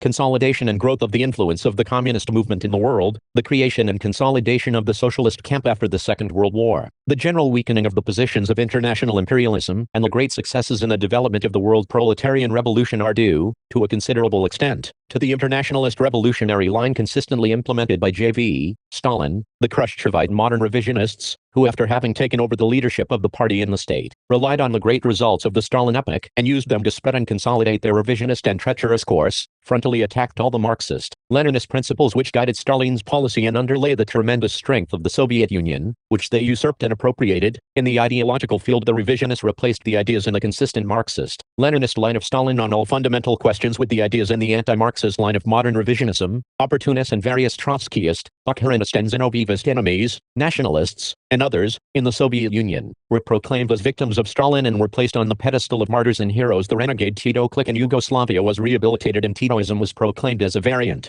of creative Marxism-Leninism and of socialism. In various socialist countries, condemned traitors were rehabilitated and revisionist cliques, attached to Khrushchev's chariot, were brought to power. They launched the slogan of unity with the Social Democrats on a national and international scale in the joint struggle for socialism, and the way was paved for the complete ideological, political and organizational rapprochement and merger of the communist parties with the social democratic parties. The principle of proletarian partisanship was discarded and, under the slogan of liberalization and freedom of creative thought, the revival of all sorts of decadent and anti-socialist trends in the fields of culture, literature and arts was encouraged. In the political field, Khrushchev and his group besmirched and discarded the Marxist-Leninist theory and practice above the class struggle and the dictatorship of the proletariat, calling it a Stalinist distortion and proclaiming the whole historic period of Stalin's leadership a dark, anti-democratic period, a period of violations of socialist legality, of terror and murders, of prisons and concentration camps. The road was thus open for the liquidation of the dictatorship of the proletariat and for its replacement with the bureaucratic and counter-revolutionary dictatorship of the new socialist aristocracy, which was born and was developing, all this being covered with the deceptive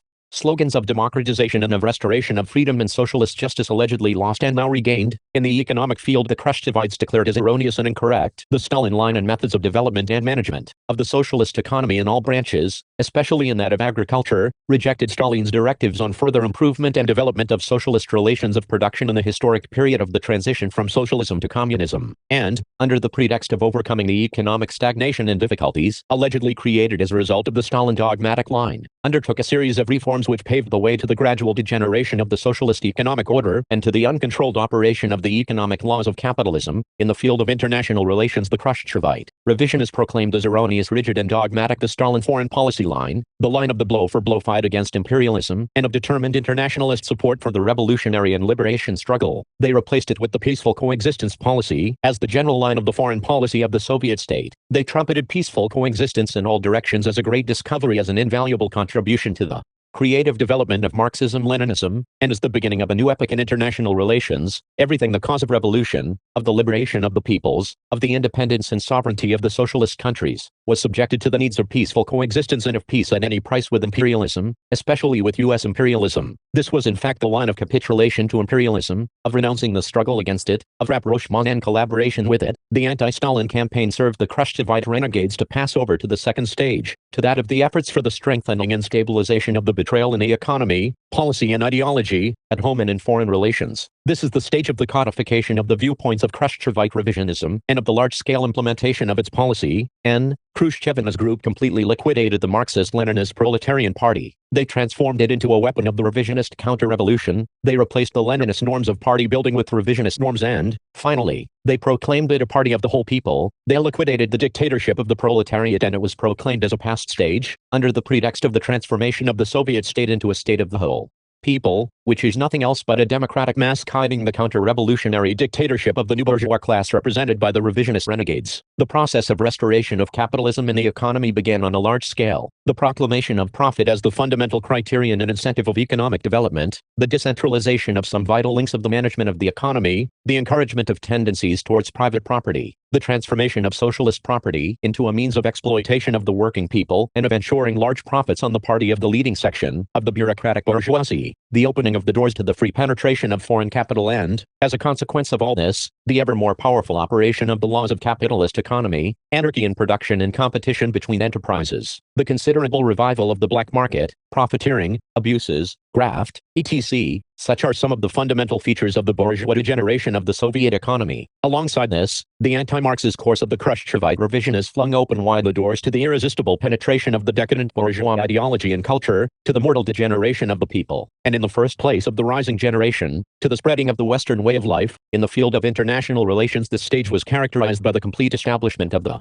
counter-revolutionary alliance of the Soviet leadership with U.S. imperialism for sharing the domination of the world at the expense of the freedom and independence of the peoples, of the vital interests of the socialist countries, of the cause of revolution and socialism, the selling out of the interests of the liberation struggle of the Congolese people, the bargainings with U.S. and West German imperialism to the detriment of the national interests of the German Democratic Republic, the treachery towards the Cuban people in the days of the Caribbean crisis, the joint plots with the U.S. imperialists and the Indian reactionaries against the People's Republic of China, the signing of the ill-famed Soviet-US-British Treaty on the partial prohibition of nuclear weapons tests, the sabotage of the revolutionary struggle of the Vietnamese people against the U.S. aggressors, and of the just struggle of the Arab people against the imperialists' real aggression, etc. All these, and other acts, are links of the long chain of the counter-revolutionary alliance of the Soviet revisionist leadership with U.S. imperialism in this period, when Khrushchevite revisionism was still on the rise and had somewhat strong positions. It did not hesitate in many cases to take off its mask, to openly express its viewpoints, trying to place them on a Marxist, Leninist theoretical foundation and to justify them with the new conditions. It was precisely in this period that the entire revisionist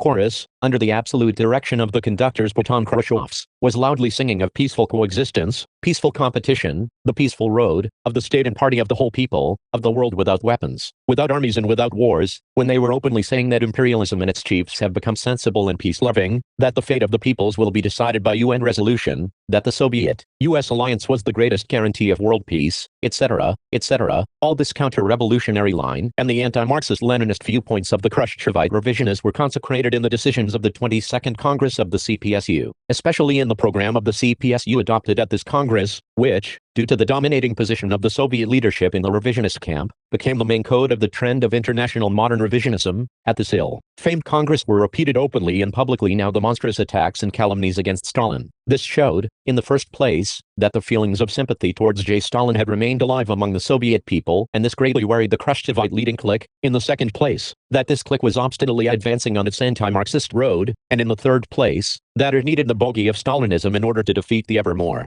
resolute resistance which was rising in the international communist movement against its treacherous line. But the logic of treachery is such that the more deeply they submerge in the bog, the more it suffocates them. Revisionism was born as a retrogressive trend to save capitalism from its general crisis. But in this role it itself entered a deep and general crisis from which nothing can save it. The situation for the head of revisionism, for the Soviet ruling clique, has become especially grave. The struggle of the Marxist-Leninist parties and forces, and life itself, which is the best judge of every policy, rejected the line and theories of the Soviet revisionist leadership, exposed their anti-Marxist and counter-revolutionary essence. Difficult days have come for the Khrushchevite revisionists. Khrushchevite revisionism has entered the third stage, which is the stage of its decline, of its deep and general crisis. The stage when treachery develops but yields bitter fruits and brings defeats to the revisionists. The efforts of the Khrushchevite revisionist leadership to impose its revisionist course and its chauvinist dictate on the whole international communist movement failed ignominiously. At a rapid rate, the great and irresistible process of differentiation in the communist movement in various countries and on a world scale has developed. The principled and determined attitude of the Communist Party of China and of the Party of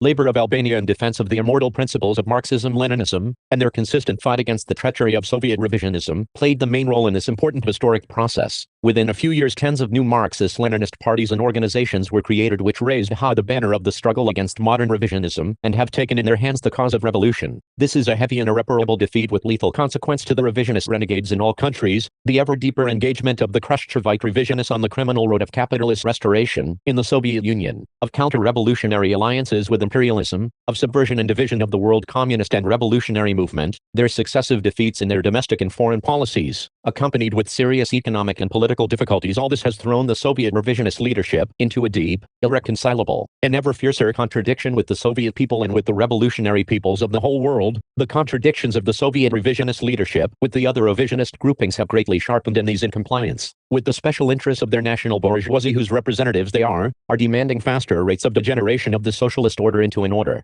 of bourgeois democracy and greater independence and freedom of action from Moscow. The dominating positions of the Khrushchevite clique of the Soviet Union in the revisionist camp are weakening and being smashed with every passing day. The clearest testimony to this is the rebellion of the Czechoslovak and other revisionists against the dictate of the Soviet leadership and the repeated discrediting failures of the latter in its efforts to organize an international meeting of the revisionist communist and workers' parties. The positions of the revisionist cliques in power, especially the Soviet clique, have been shattered to their foundations. No longer are they in a position to conceal the deep splits and the struggle for power which is taking place ever more fiercely in their fold. The failure and inglorious overthrow of the inspirer and head of the Soviet modern revisionism, N. Khrushchev, were the most obvious expression of the deep crisis and of revisionist instability. Khrushchev's successors were obliged to change tactics. They discarded into oblivion the noisy slogan and preachings of N. Khrushchev and decided to pass from words to deeds. If the merit of the working out of the general line of modern revisionism belongs to N. Khrushchev, to his successors, the Brezhnev-Kosygin clique, belongs the merit of the full implementation of this counter-revolutionary line. But the cautious tactics of the Brezhnev-Kosygin clique were incapable of lifting Khrushchevite revisionism from the swamps into which it has submerged. The iron laws of history irresistibly blaze their trail, deepening from day to day the crisis and difficulties of the revisionist renegades, in face of the irreparable defeats, both at home and abroad, in face of the resistance and revolutionary struggle being waged against them from outside and inside by the Soviet people and revolutionaries, by the Party of Labor of Albania, the Communist Party of China and the Marxist-Leninist revolutionaries throughout the world. The Khrushchevite revisionists are striving to save their domination by establishing a military fascist dictatorship. This they need to quell the revolt of the working masses, of the Soviet people, and every activity of the revolutionary Marxist-Leninists, to curb the discrediting actions of the impatient liberal revisionists at home, to hold under control the revisionist cliques of the other countries, and to re-establish the Soviet dictate on their revisionist partners. This policy found its most flagrant expression in the aggression of the Soviet revisionists and their satellites against the Czechoslovak people. This aggression entirely tore off the mask of the Kremlin clique. The methods used, beginning with the pressures, blackmail, the Judas kisses and Cernan Tissu, and Bratislava, and ending with the surprise attack, in the darkness of the night, without any ground whatsoever, be it even as a matter of form, that could justify the brutal intervention with arms, gives this interference its true meaning: an imperialist, fascist aggression, the strengthening of the aggressive, imperialist, fascist tendencies of the domestic and foreign policies of the revisionist Soviet Union, which is an expression not of strength, but of the weakness of the Khrushchevite leadership, demands its ideological foundation. The ideological servants of revisionism are now meeting this need. For this purpose, there have been published of late in the Soviet press a series of so-called theoretical articles, full of pseudo-revolutionary demagogy, which are aimed at creating a smokescreen so that the people should not see what is in reality hidden behind it. It is a question of dressing the revisionist treachery with new cloaks at these very critical moments, which the Khrushchevite leadership of the Soviet Union is living. Above all, they are striving to justify the complete passage of the Soviet revisionist clique to the fascist dictatorship and methods, and to conceal it by the alleged return to Stalin and to his Marxist-Leninist line, to attack Stalin with the most rapid savagery for his correct, revolutionary, Marxist-Leninist policy in all the fields, as the Khrushchevite revisionist renegades did.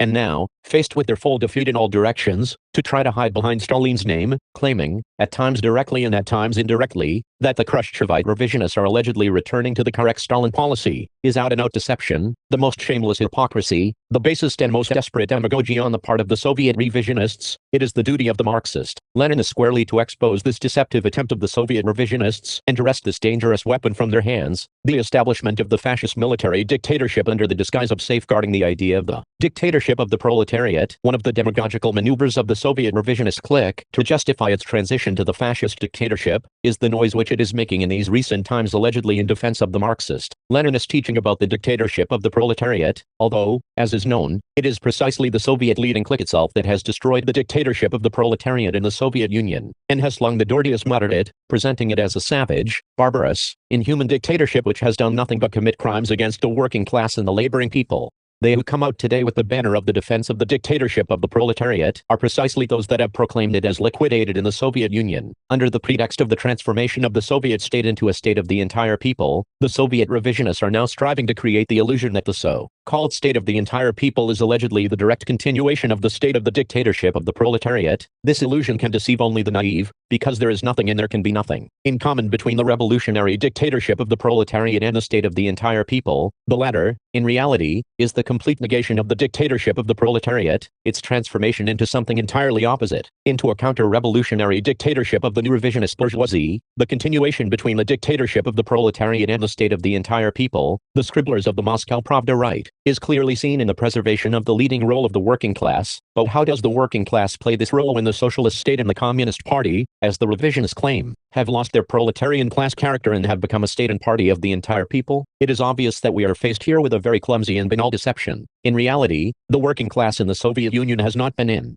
power for a long time. It is now a class which is being oppressed and exploited, being corrupted and exposed to degeneration. It is transformed from a leading force into a mere productive force, from a political force into an economic appendage. In fact, it is the new bourgeois class that is ruling and leading now in the Soviet Union, the class that has established its savage dictatorship over the Soviet working class and the Soviet people, the Soviet Khrushchevite revisionists, who are today playing with slogans of the dictatorship of the proletariat, are precisely those that have defended and propagandized, with a great noise, the revisionist theses which advocate the supra-class character of the present-day capitalist state, and its use as a means for transition to socialism, who deny the necessity of smashing the bourgeois state machine as an indispensable condition for the establishment of the dictatorship of the proletariat, who deny the leading role of the Communist Party in the system of the dictatorship of the proletariat, without which the latter cannot exist, etc. The falsity of the whole demagogical noise of the Soviet revisionists, allegedly in defense of the idea of the dictatorship of the proletariat, is quite obvious also in the fact that, as previously, indeed with a still greater intensity, they continue to attack the Party of Labor of Albania and the Communist Party of China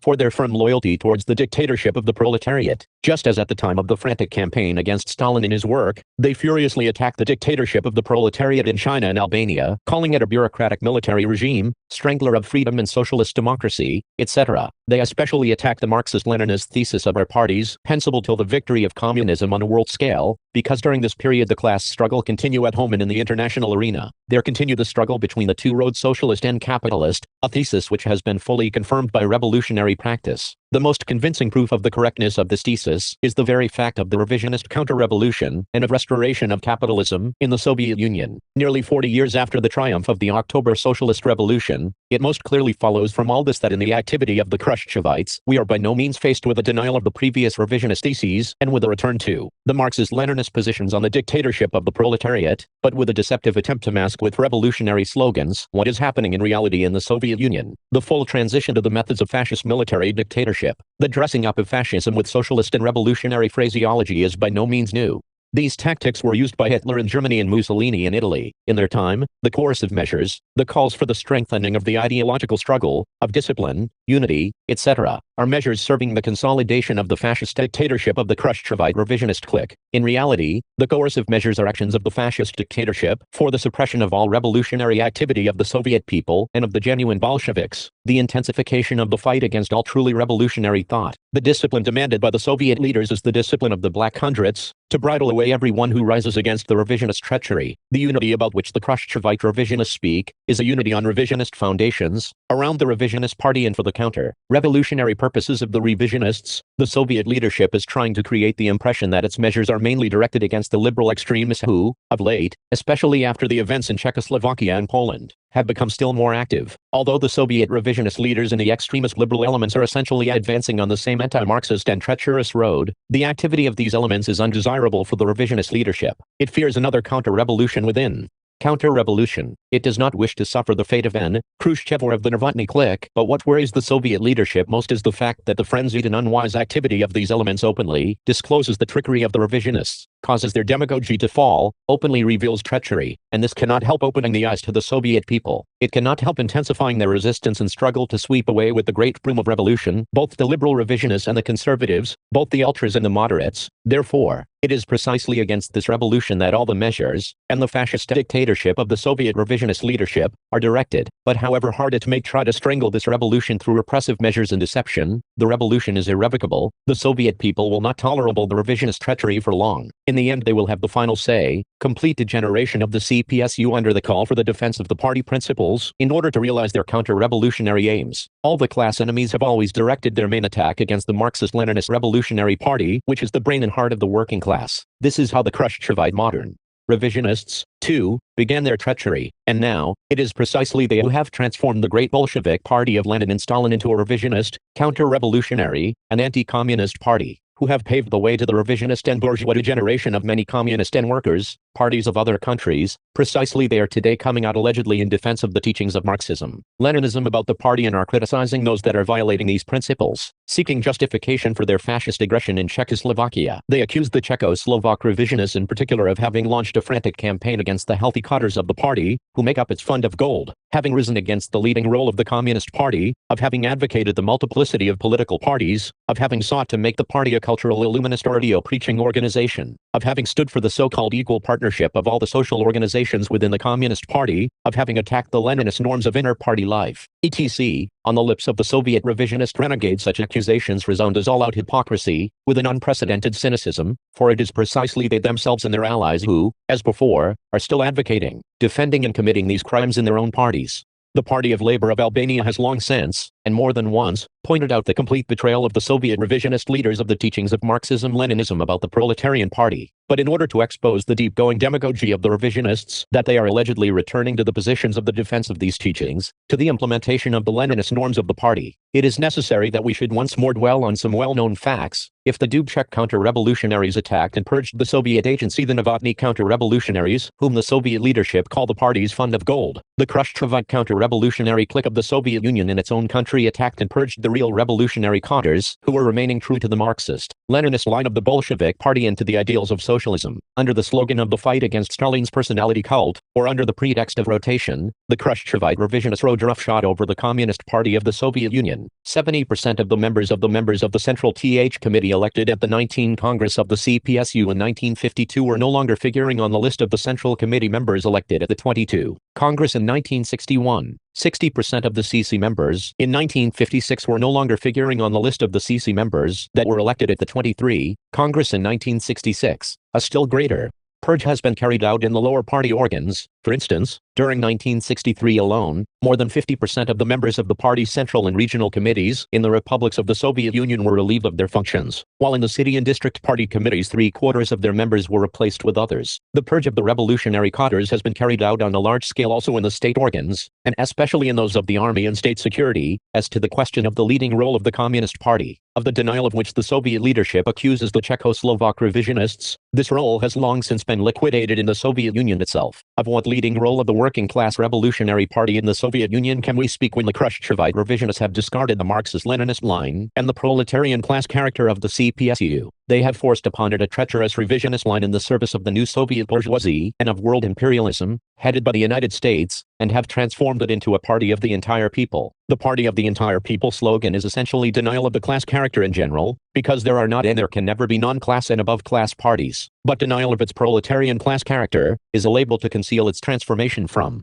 a revolutionary proletarian Marxist-Leninist party into a counter-revolutionary bourgeois revisionist party. Of what norms can the Soviet revisionists speak when they have long since buried these norms in their own party, when they have transformed them from Marxist-Leninist norms into revisionist norms which serve their counter-revolutionary aims in line? The Soviet revisionists speak of democratic centralism, they speak of Bolshevik criticism and self-criticism, but in reality they are hypocritical. They speak of conscious party discipline, but in reality it is a fascist discipline. They speak of proletarian morality, but in reality it is a bourgeois morality. They speak of freedom of thought, but every free expression of revolutionary Marxist-Leninist thought leads one to jail, to committal, to mental hospital or concentration camp. Irrespective of the disguises, the present-day norms in the CPSU are anti-Leninist, bourgeois, reactionary, fascist norms. It was precisely the revisionist course of the 20th Congress of the CPSU that paved the way, not only for the degeneration of this party itself, but also for the degeneration of a number of other communist and workers' parties in socialist and capitalist countries. It was precisely this counter-revolutionary course that inspired and encouraged the spreading of all sorts of anti-Marxist viewpoints of the revisionists in various countries about the transition to socialism under the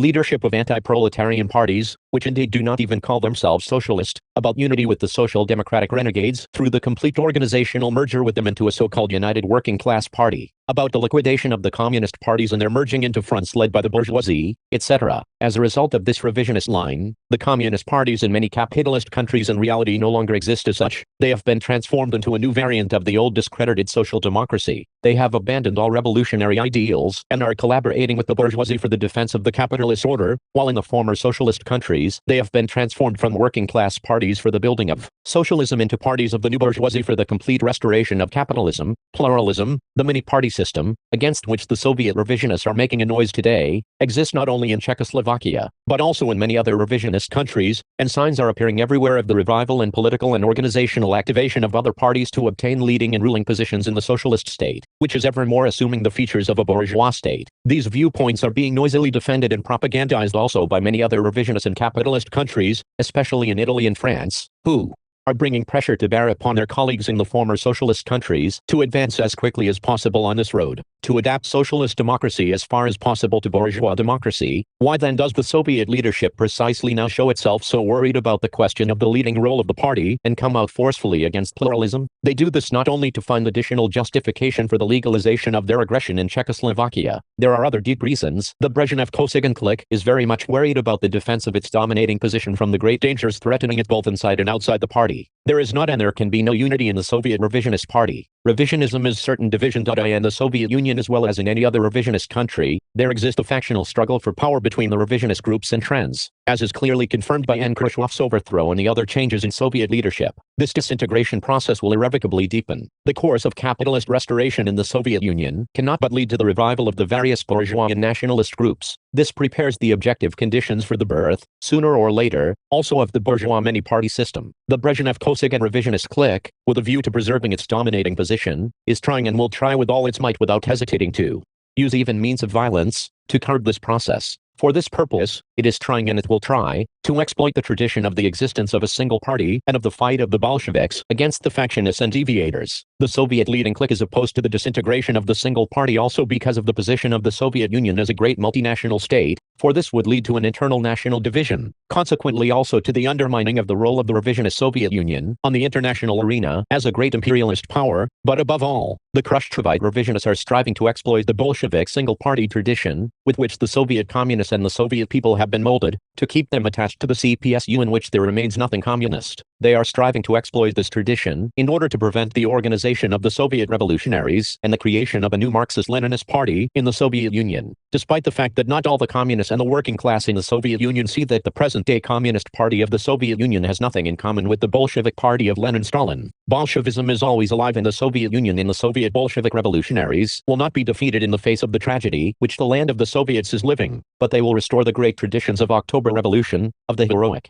times of Lenin and Stalin. And the only road to this is the recreation of the Marxist-Leninist-Stalinist Revolutionary Party. That must take in its hands the banner of the struggle for the overthrow of the revisionist clique and the restoration of the dictatorship of the proletariat, to turn the Soviet Union back to the road of communism. The revisionists against revisionism revisionism, as a bourgeois ideological, anti-Marxist and counter-revolutionary trend, has been so badly discredited that even the chiefs of revisionism themselves, especially those of the Soviet Union, are using the term revisionist to criticize their most irresistible and liberal allies. Here and there they let out even the words that revisionism is today the main danger, and the fight against it the primary duty. They need this, both to justify their aggression in Czechoslovakia and for home consumption. The tactics of the Soviet revisionists are tactics of the thief who calls, catch the thief. They accuse others of all that they have done or are doing themselves. Modern revisionism was born about the time of the Second World War. Its first representatives were Browder in America and Tito in Europe. But due to the struggle of the Marxist-Leninist parties, headed by the Bolshevik Party led by Stalin, neither Browderism nor Titoism could flourish very widely, they were isolated and fully exposed. Modern revisionism was transformed into a major international trend only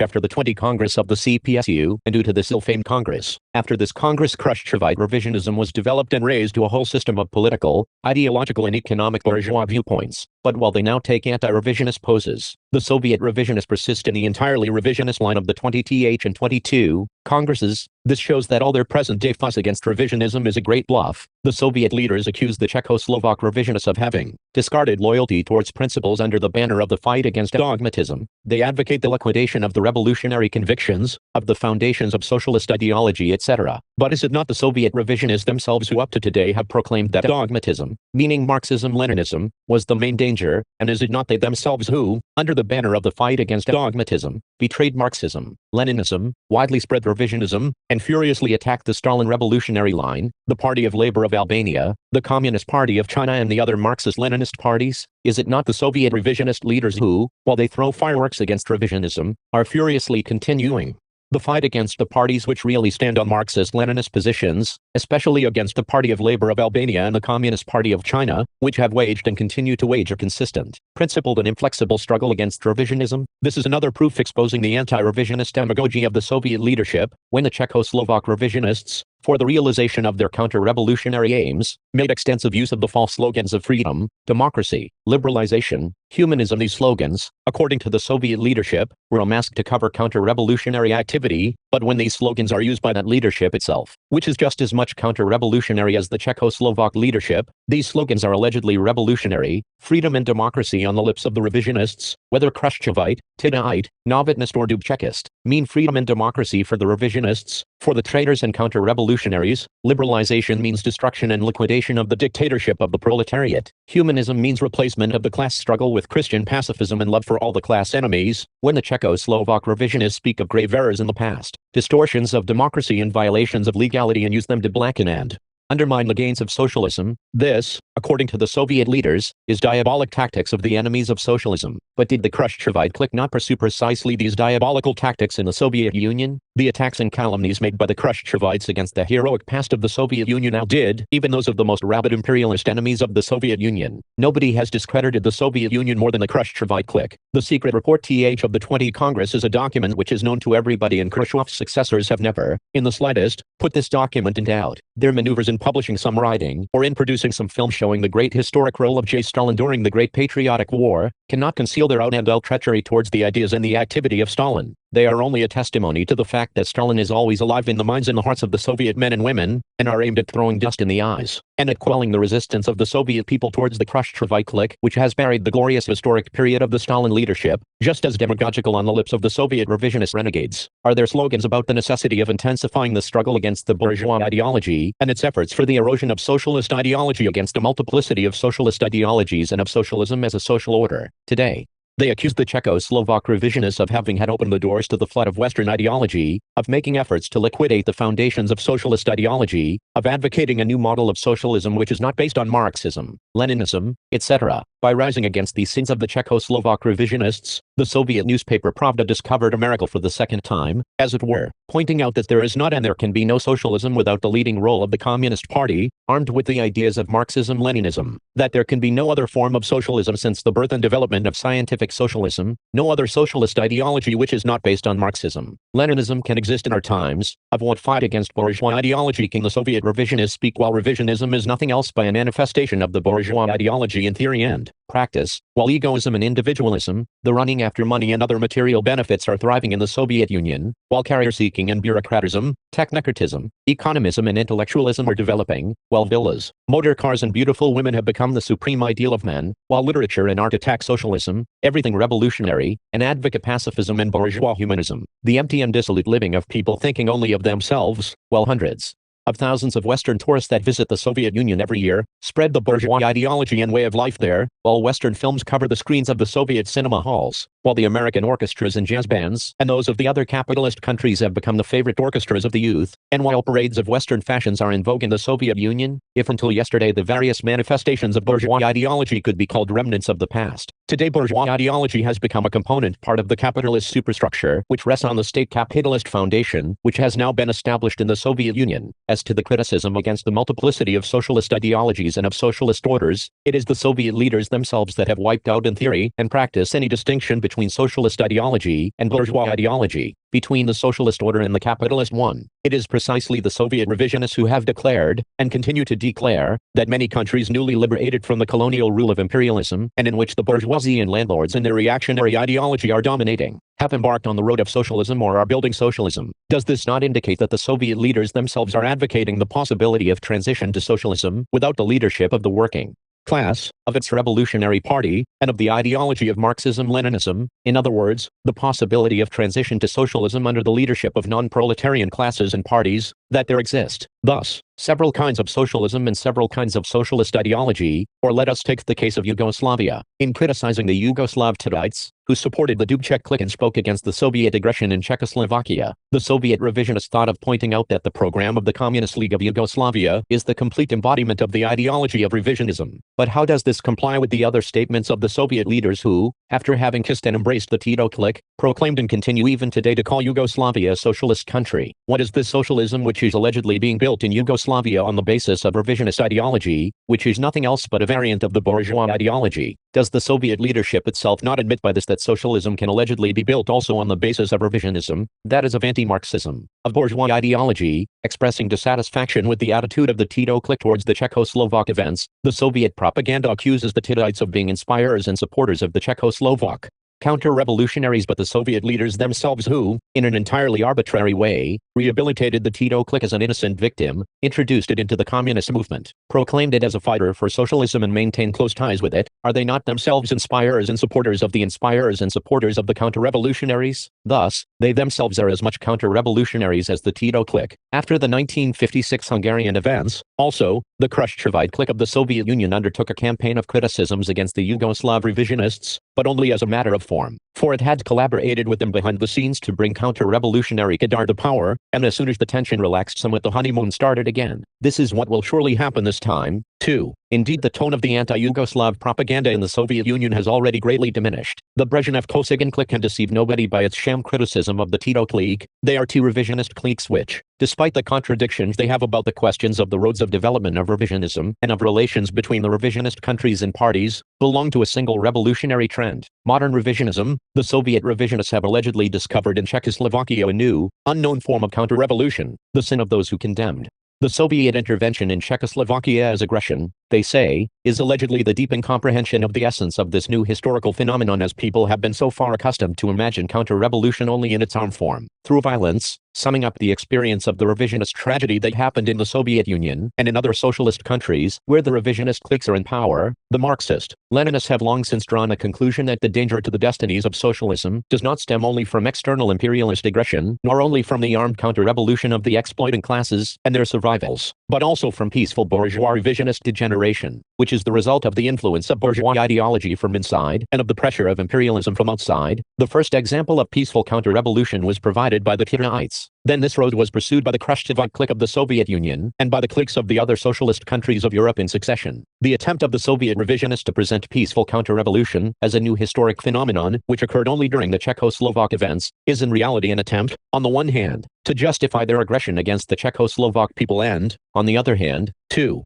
camouflage the peaceful counter-revolution which they themselves have carried out in the Soviet Union. Although the ideologists of the Soviet revisionists speak a great deal of peaceful counter-revolution, they only skirt around this phenomenon. They present it in a very simple way, as something directly instigated and organized by the remnants of the exploiting classes and by the agencies of imperialism. In reality, peaceful counter-revolution is a counter-revolution which is carried out from above by the degenerated and bureaucratized cadres of the very class and party which are in power. And this process of degeneration has its own deep internal and external social economic causes, in the same way as it has also its own historic and ideologic sources. The The Soviet revisionists do not and cannot make any analysis whatsoever of the causes and sources, because this would mean for them to make an autopsy of themselves. The autopsy of the birth of revisionism has been and will be made ever more fully only by the Marxist-Leninists, by the Bolshevik revolutionaries, who will throw out the revisionist carrion and will purge the whole atmosphere of its bad smell. With their own words, the Khrushchevite revisionists expose themselves, because if they admit the danger of peaceful counter-revolution even after the liquidation of the exploiting classes, how can they proclaim that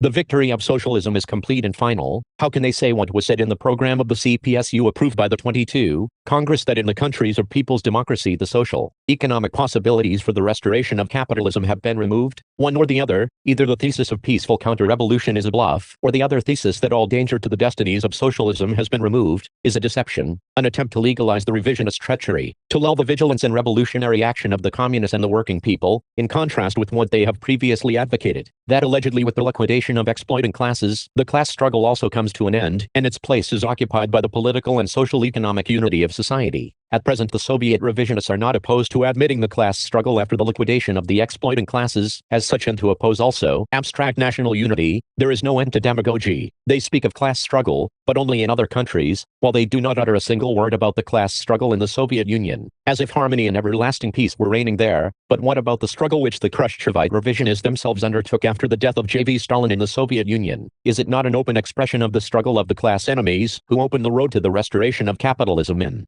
the Soviet Union, to its transformation from a socialist proletarian state into a new bourgeois and imperialist state? This class struggle, but from the positions of the new bourgeoisie and its interests, is being waged most savagely by the Soviet revisionist leadership against the healthy revolutionary forces both at home and in the international arena, resorting to all the means of the military fascist dictatorship. Life, facts, the very experience of revisionist treachery show that the class struggle continues, not only after the liquidation of the exploiting classes as such, not only after the victory of socialism, but indeed, for some time, even after the victory of communism on a world scale, as long as the influences of bourgeois ideology continue to exist. Therefore, the complete victory of socialism and communism can be achieved and be guaranteed only when, in addition to other things, there has been achieved the full victory of socialist ideology over bourgeois ideology in every individual country and on a world scale. And, as long as this struggle continues, the existence of the dictatorship of the proletariat is indispensable, as the main weapon of the class struggle of the proletariat, for the destruction of all the class enemies, and for the building of socialism and communism. The whole demagogy of the alleged fight against revisionism and of the alleged return to the Leninist,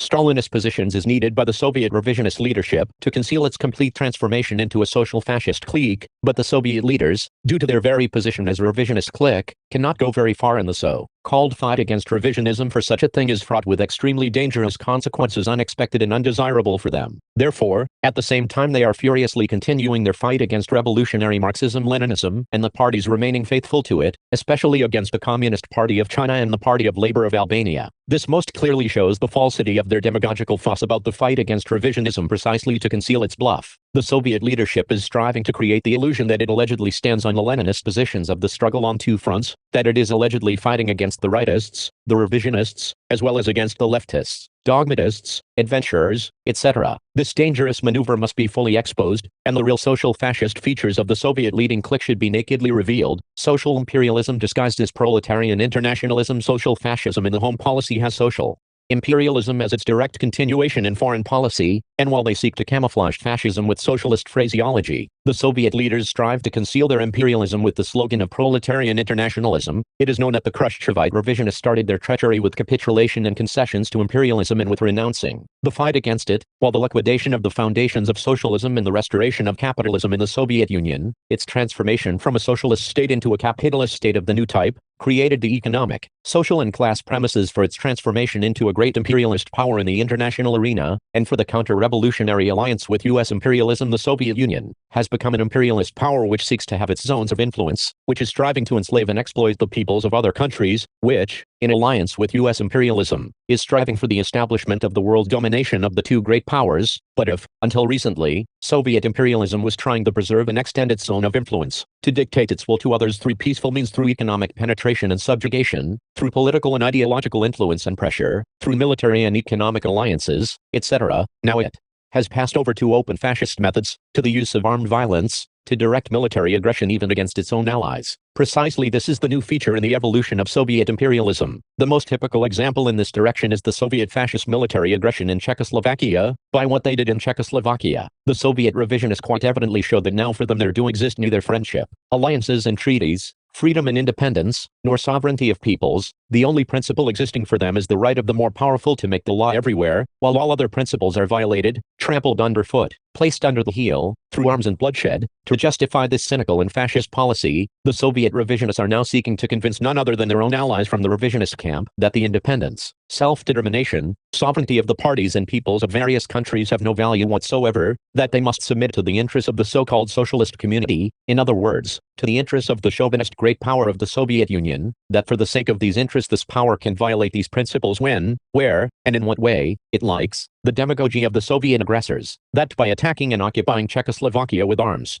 they carried out their internationalist duty towards the Czechoslovak people and towards the cause of socialism and the world revolutionary movement. Inasmuch as they allegedly saved the victories of socialism in Czechoslovakia from the danger of counter-revolution, can hoodwink nobody. How can they defend the gains of socialism in another country who have destroyed socialism in their own country? How can they avoid the danger of counter-revolution who themselves are the head of counter-revolution? We showed above that all those things of which they accused the Czechoslovak revisionists in order to justify their aggression, the Soviet revisionists have done and are doing themselves. Therefore all the arguments of the Soviet revisionist leadership are empty and false. Their actions have no political, ideological, moral or legal foundation whatsoever. Fully defeated also was the legal argument of the Soviet revisionists to justify their aggression in Czechoslovakia. The famous letter of some Czechoslovak personalities allegedly addressed to the Soviets and to some other Warsaw Treaty countries to ask for their aid in suppressing counter-revolution in Czechoslovakia was absolutely proved to be a fraud. Nobody came out to confirm being the author of that letter. The Soviet troops were not invited either by the Czechoslovak government, or by the President of the Republic, by the Parliament or the Central Committee of the party. Even Hitler in his time acted with some tact. At least he obtained by force the signature of the President Hoxha when he occupied Czechoslovakia. As to the Czechoslovak people and the healthy socialist forces in Czechoslovakia, they had no reason to address themselves for aid to the Soviet revisionist renegades and their allies, for the defense of the gains of socialism from the Czechoslovak revisionist renegades. For both the Soviet revisionist clique and the Novotny or Dubček revisionist cliques are advancing, all of them, on the same anti-Marxist and anti-socialist road, and life showed, and confirms through numerous facts with every passing day, that despite the capitulation of the Dubček clique, the Czechoslovak people met the armies of the Soviet revisionists as occupiers and, in various forms, they resisted and are resisting occupation. They are ever more clearly realizing that the actions of the Dubček clique, which overthrew the Novotny clique, were a counter-revolution within a counter-revolution. Just as the Soviet military intervention was the suppression through the force of arms of the internal Czechoslovak counter-revolution by the Soviet external counter-revolution, as an important instrument of the implementation of its imperialist policy, the Soviet leading clique is using the Warsaw Treaty military alliance. This treaty, which has changed its nature from top to bottom, from a treaty of peace into a means of war, from a defensive treaty into a weapon of aggression, is being used by the Soviet leading clique also against the very participants in this treaty. In reality, with the exception of Romania, all the other member countries of this ill-famed treaty are under the control of the armed forces of Soviet revisionism. The so-called socialist family or socialist community resembles a concentration camp, a prison of peoples. Soviet troops are stationed everywhere and they make the law in these countries. In these conditions, the freedom, independence, equality and sovereignty of the peoples have been turned into empty slogans which are used to deceive and lull the peoples, but the appetite of Soviet imperialism goes beyond the limits of the zone, which is directly under its influence. It is openly threatening the other Balkan countries, especially the People's Republic of Albania. It is committing open military provocations against the People's Republic of China, and, in close collaboration with the US imperialists, the Japanese militarists, with the Indian, Indonesian, and other reactionaries, it is preparing the big anti-China plot. The Soviet revisionist rulers, in alliance and vying with the US imperialists, are extending the zone of action of their military fleet. They have led their warships to the Mediterranean to threaten the People's Republic of Albania as well as to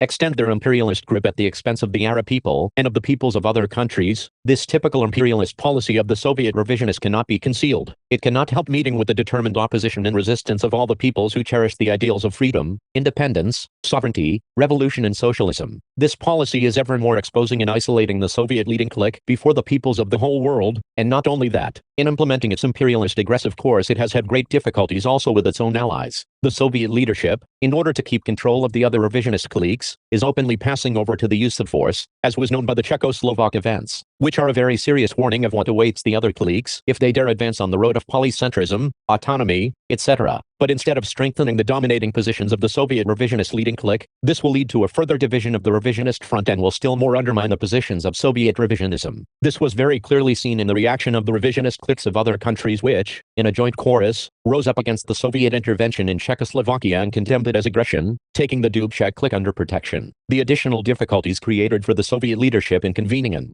international meeting of the revisionist parties, which was again postponed, is further evidence of this. The recent events, especially those in Czechoslovakia, are a catastrophic defeat for the whole of modern revisionism, which most obviously indicates its complete degeneration, especially of the head of modern revisionism, the Khrushchevite clique of the Soviet Union, into a social fascist and social imperialist clique. Nobody should allow himself to be deceived by the maneuvers to conceal this degeneration with demagogy, with the slogans of internationalism. It is the duty of all the real Marxist, Leninists and revolutionaries to expose and smash this dangerous maneuver. In the first place, the Soviet people themselves must rise with determination against this imperialist aggressive course, and should not allow the Khrushchevite renegade clique in power to use Soviet men and women, the Soviet armed forces, for the realization of its imperialist and oppressive aims. One should not forget for a single moment the great teaching of Marx that the people of a country that oppresses other peoples are not and can never be free. Stalin belongs to the Marxist-Leninists. He belongs to proletarian revolution. Analysis of the facts shows that there can be no question of any moderation of the revisionist positions of the Soviet renegade leadership. All its efforts to create the impression that it is allegedly returning to the old Stalinist positions are a big bluff. There should be no illusion whatsoever that the events in Czechoslovakia, in Poland, and the activation of the liberal extremists in the Soviet Union have opened the eyes of the Soviet counter-revolutionary clique and brought them down to earth. All this has only caused it to change its tactics, to adopt still more demagogical tactics to establish and consolidate the full fascist military dictatorship of revisionist capital, and to disguise it. The Brezhnev-Kosygin clique places great hopes in achieving this success inside the Soviet Union, where there is brutal oppression, a terrible censorship, where the communists and people have been educated merely to repeat and not to do a thorough-going study of the content of the formulas and slogans, and where, finally, the cult of megalomania of the great and powerful socialist state continues to develop. It hopes to achieve this also by speaking in a low voice about a return to the Stalin epoch to satisfy and deceive thereby the apolitical, the sentimental and the naive. It is a duty of all the Marxist-Leninists, in the first place of the Soviet Bolshevik revolutionaries themselves, to expose right to the end this diabolical maneuver of the Khrushchevite ruling clique, to reject any illusion with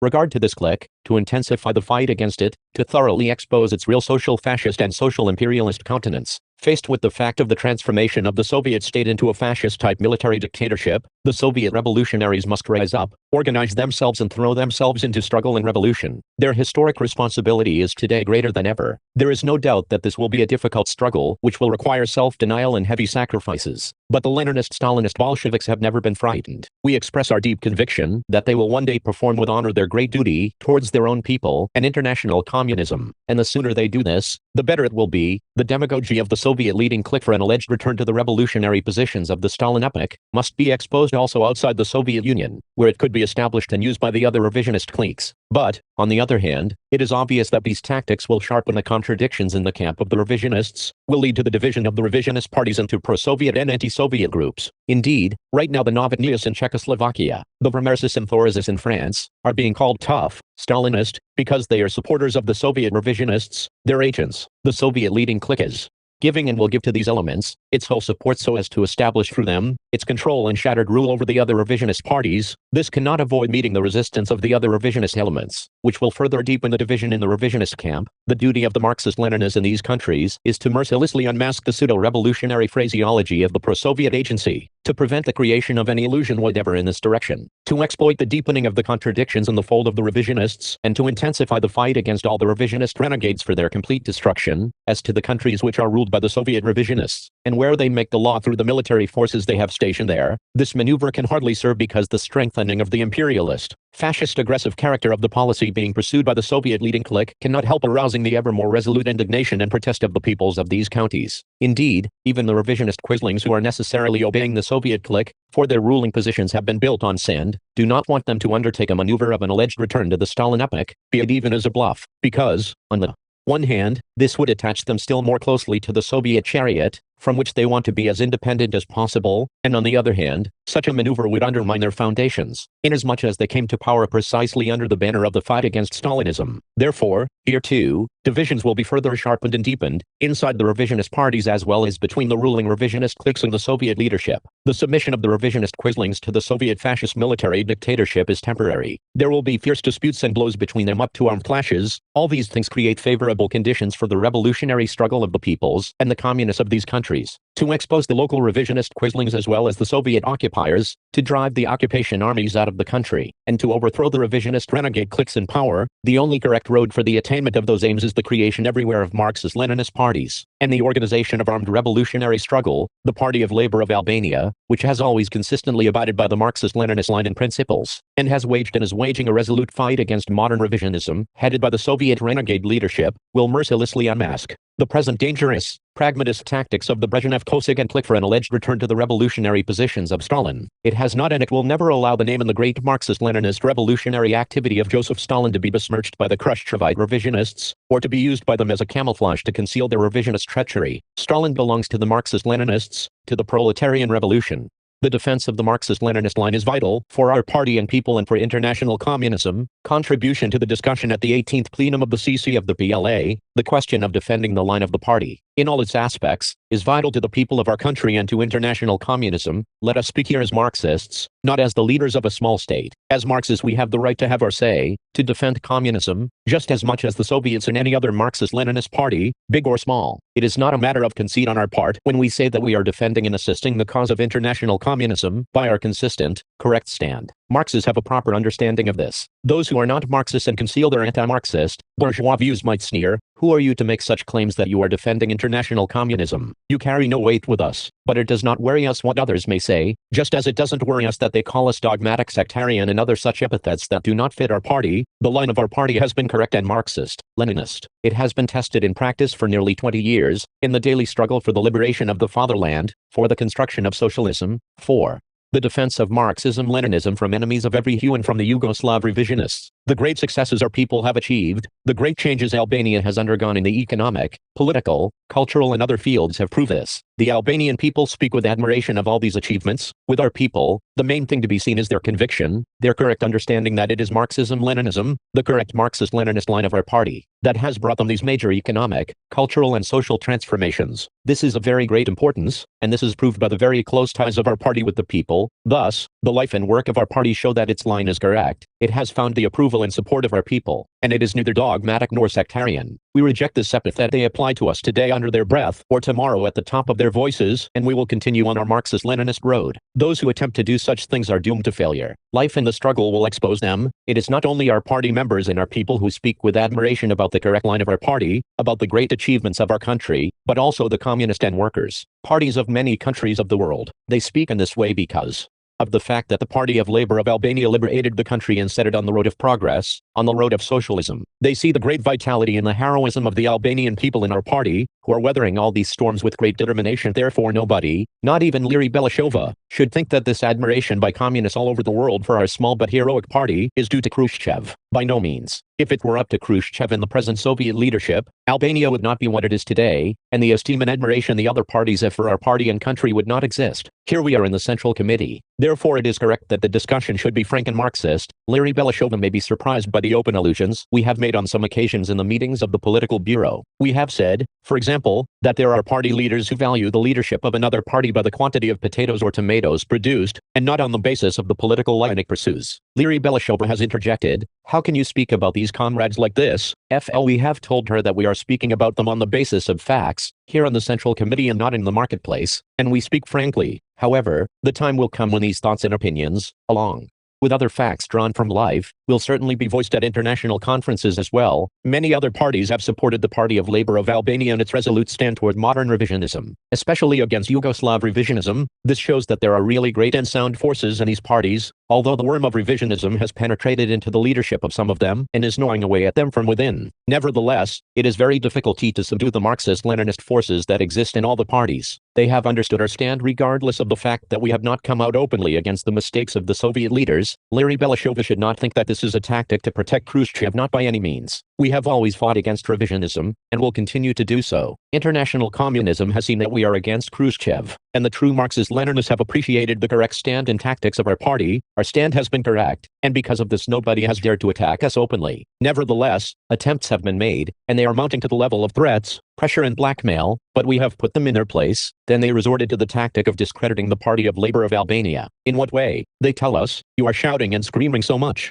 against revisionism, that this is making them feel unduly important. This has been whispered around all the leaderships of the countries of the people's democracies and has even reached the leaderships of some communist parties of Western Europe. But what they say has no foundation. In fact, this is a call to phase out the struggle against Yugoslav revisionism. Now these tactics are continuing. It has been changed in form and will be turned into open attacks against our party because we did not fall into line which the Soviet leadership desired. That is to say, we followed another road. But none of these tactics succeeded in intimidating our party, and there is no force that can do so, even if they do call us dogmatic sectarian or narrow-minded nationalists, and try to lead us into a blind alley. The strength of our party and its central committee proves this. It is clear that the attempts to set us on that road are in vain. This is not a matter of respect. We do respect and love the peoples of the Soviet Union, but not Pospilov, Pyotr and Pospilov, deputy member of the Presidium of the CC of the CPSU. As long as he remained on the Marxist-Leninist road, we had respect for him. But now that he maintains such an anti-Marxist attitude toward our party, we say to him, please stop. When he can find not the slightest violation of Marxism on our part, why should he tell us?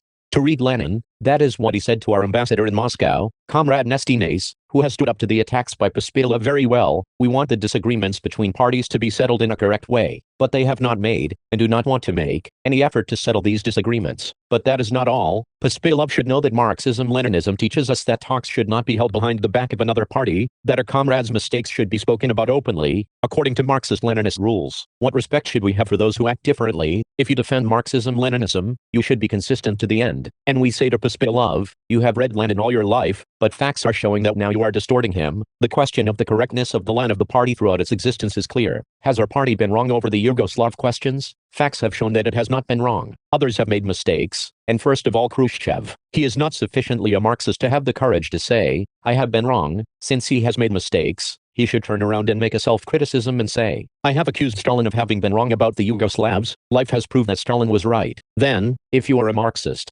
come out and say that Stalin was not wrong about these questions. What does it mean when we are told that we should keep quiet and not expose the Yugoslav revisionists, since that would allegedly give them undue importance? This means we should be quiet, because if you speak out against the Yugoslav revisionists, the worthlessness of others will be brought to light. 2. Since not only the Yugoslavs are revisionists, if you sharpen the struggle against the Yugoslav revisionists, this will open your eyes to other revisionist elements. 2. In whatever form they may present themselves, the Czech leaders say, your party takes a stand against the revisionists. But why does it not also take a stand against the Communist Party of China, which doesn't respect the principles of coexistence? But why should we condemn the Communist Party of China? What is the line of our party on this question? We are for peaceful coexistence, but when Lenin spoke about coexistence, he did not advise us to kiss and embrace the representatives of the monopoly bourgeoisie. If you see a film they have produced of late, it will certainly revolt you. This film, which, it seems, is called SOS, shows how a Soviet seaman and a collective farmer go and live together, I gather, with a British multimillionaire. His daughter gives the collective farmer the best room, and falls in love with the Soviet seaman, while the British lord drives his drunken son-in-law out of his house, and so on and so forth. We are for peaceful coexistence, not for coexistence such as that represented in the film, but for Leninist coexistence, so that we can expose imperialism and revisionism, expose any maneuver and attempt of theirs to destroy us. Their aim is to destroy communism. Our aim is to destroy imperialism and its agency, revisionism. We want to coexist, for example, with Greece, and why not? But we do not want to give Greece Girikastra and Korka, regions in southern Albania which the chauvinists covet in no way. We can by no means make concessions to the Greek chauvinists under the guise of peaceful coexistence. Tomorrow, Khrushchev may even award the Peace Medal to such people who harbor annexationist aims toward us. but we shall take up these questions at the coming meeting. We are not for opening our doors to American spies, to decadent art and the American way of life. No, we are not for this road. With our ideology, we should fight all the maneuvers and condemn the plans in the line of reconciliation with bourgeois ideology. Imperialism aims at destroying our countries not only by means of violence, but also by means of its ideology, its theater, its music, its ballet, its press and television, etc. We do not understand coexistence as the propagation of the American way of life. We do not approve of Czech or Soviet officials giving receptions and dances La Americana in their embassies. The comrades representing our country abroad have been scandalized by such manifestations. We are not for such a road. We have told Macron, too, that they should revise their view of the border question between China and India. We say to them that if the Greeks cross our borders at Gramus, a mountain on the Albanian border with Greece, we shall certainly not sit back with arms folded. And the Chinese took the same stand with the Indians, but now the Soviets are accusing China of warmongering and of not consulting anybody about their activity. But whom did the Soviets consult on the Cuban question, when they stated that if the United States attacked Cuba, the Soviet Union would retaliate against the United States with missiles? In the first place, if there is war over Cuba, all of us will be involved in it. Second, if the Soviet leaders respect the other countries of our camp, at least they must consult us about such important steps. Certainly, Cuba is the country of a people who have fought. But if the Soviet leaders consider their stand in defending Cuba as correct, then why should they accuse China over the question of Taiwan, a large island of 10-12 million inhabitants and of great strategic importance? On this island, which is an integral part of China, the U.S. 7th Fleet has established a lair. Why should China be patient and not demand the return of its territory? However, China has not lost patience, but, on our part, efforts and pressure should be exerted on imperialism because we are a great force. We and the Chinese both say that our camp is strong, but it is another matter if, because of an opportunist line in understanding peaceful coexistence, questions of such major importance are neglected, and not only national ones but those connected with the strengthening of our entire camp. It is altogether wrong to fail to show the proper concern over the interests of Great China. They may say that they have raised their voice for this purpose in the United Nations organization, but how many other situations are there in which we can speak of defending the interests of China? It is said in all quarters that our camp is monolithic and united, etc. But we know very well that the existence of such grave differences in our camp is not a good thing at all. And if attempts are not made in a Marxist-Leninist way to eliminate these differences, then the Soviet leaders will embark on a very dangerous revisionist course. Who must bear the blame for this? We have demanded that the Marxist-Leninist norms must be respected in the relations between parties. The Soviet leaders accuse us of allegedly putting great stress on form and dealing with matters in a stereotyped way. But the questions we have raised are not matters of form. Khrushchev went 4 times to Brioni, Yugoslavia, to talk with the Yugoslavs about the Hungarian question. Why didn't he talk it over, at least once, with us? And why was there no meeting of the parties, members of the Information Bureau, held at that time, in which the voice of our party could also have been heard, and we could have reported about the maneuvers of the Yugoslav revisionists, so that the other parties could have profited from this experience? Is this just a matter of form? Why was the very important question of Poland solved in a bilateral way? Our party has taken a correct stand on all these situations, otherwise they would have attacked it directly. However, the attack came following the Bucharest meeting. Up to that time the Soviet leaders had nothing bad to say about the line of our party, except in connection with the stern attitude which we maintained toward the Yugoslav revisionists, that we were allegedly hot-blooded, etc. But now our party has become, according to them, sectarian and narrowly nationalist, but we are neither sectarian, nor nationalist, nor dogmatic, but Marxists. The correct line of our party has been tested by life, by our struggle. Hence it enjoys the sympathy of all the communists throughout the world, and this encourages us to march forward. These questions have been and remain clear. We shall make them more concrete, and will stress that nobody has any reason to accuse China, and that we are against the accusations that have been made against her. The opportunist and revisionist mistakes of the Soviet leaders and others will also emerge. The end. More titles from us on Amazon Kindle, http://www.amazon.com/NBSB-NOS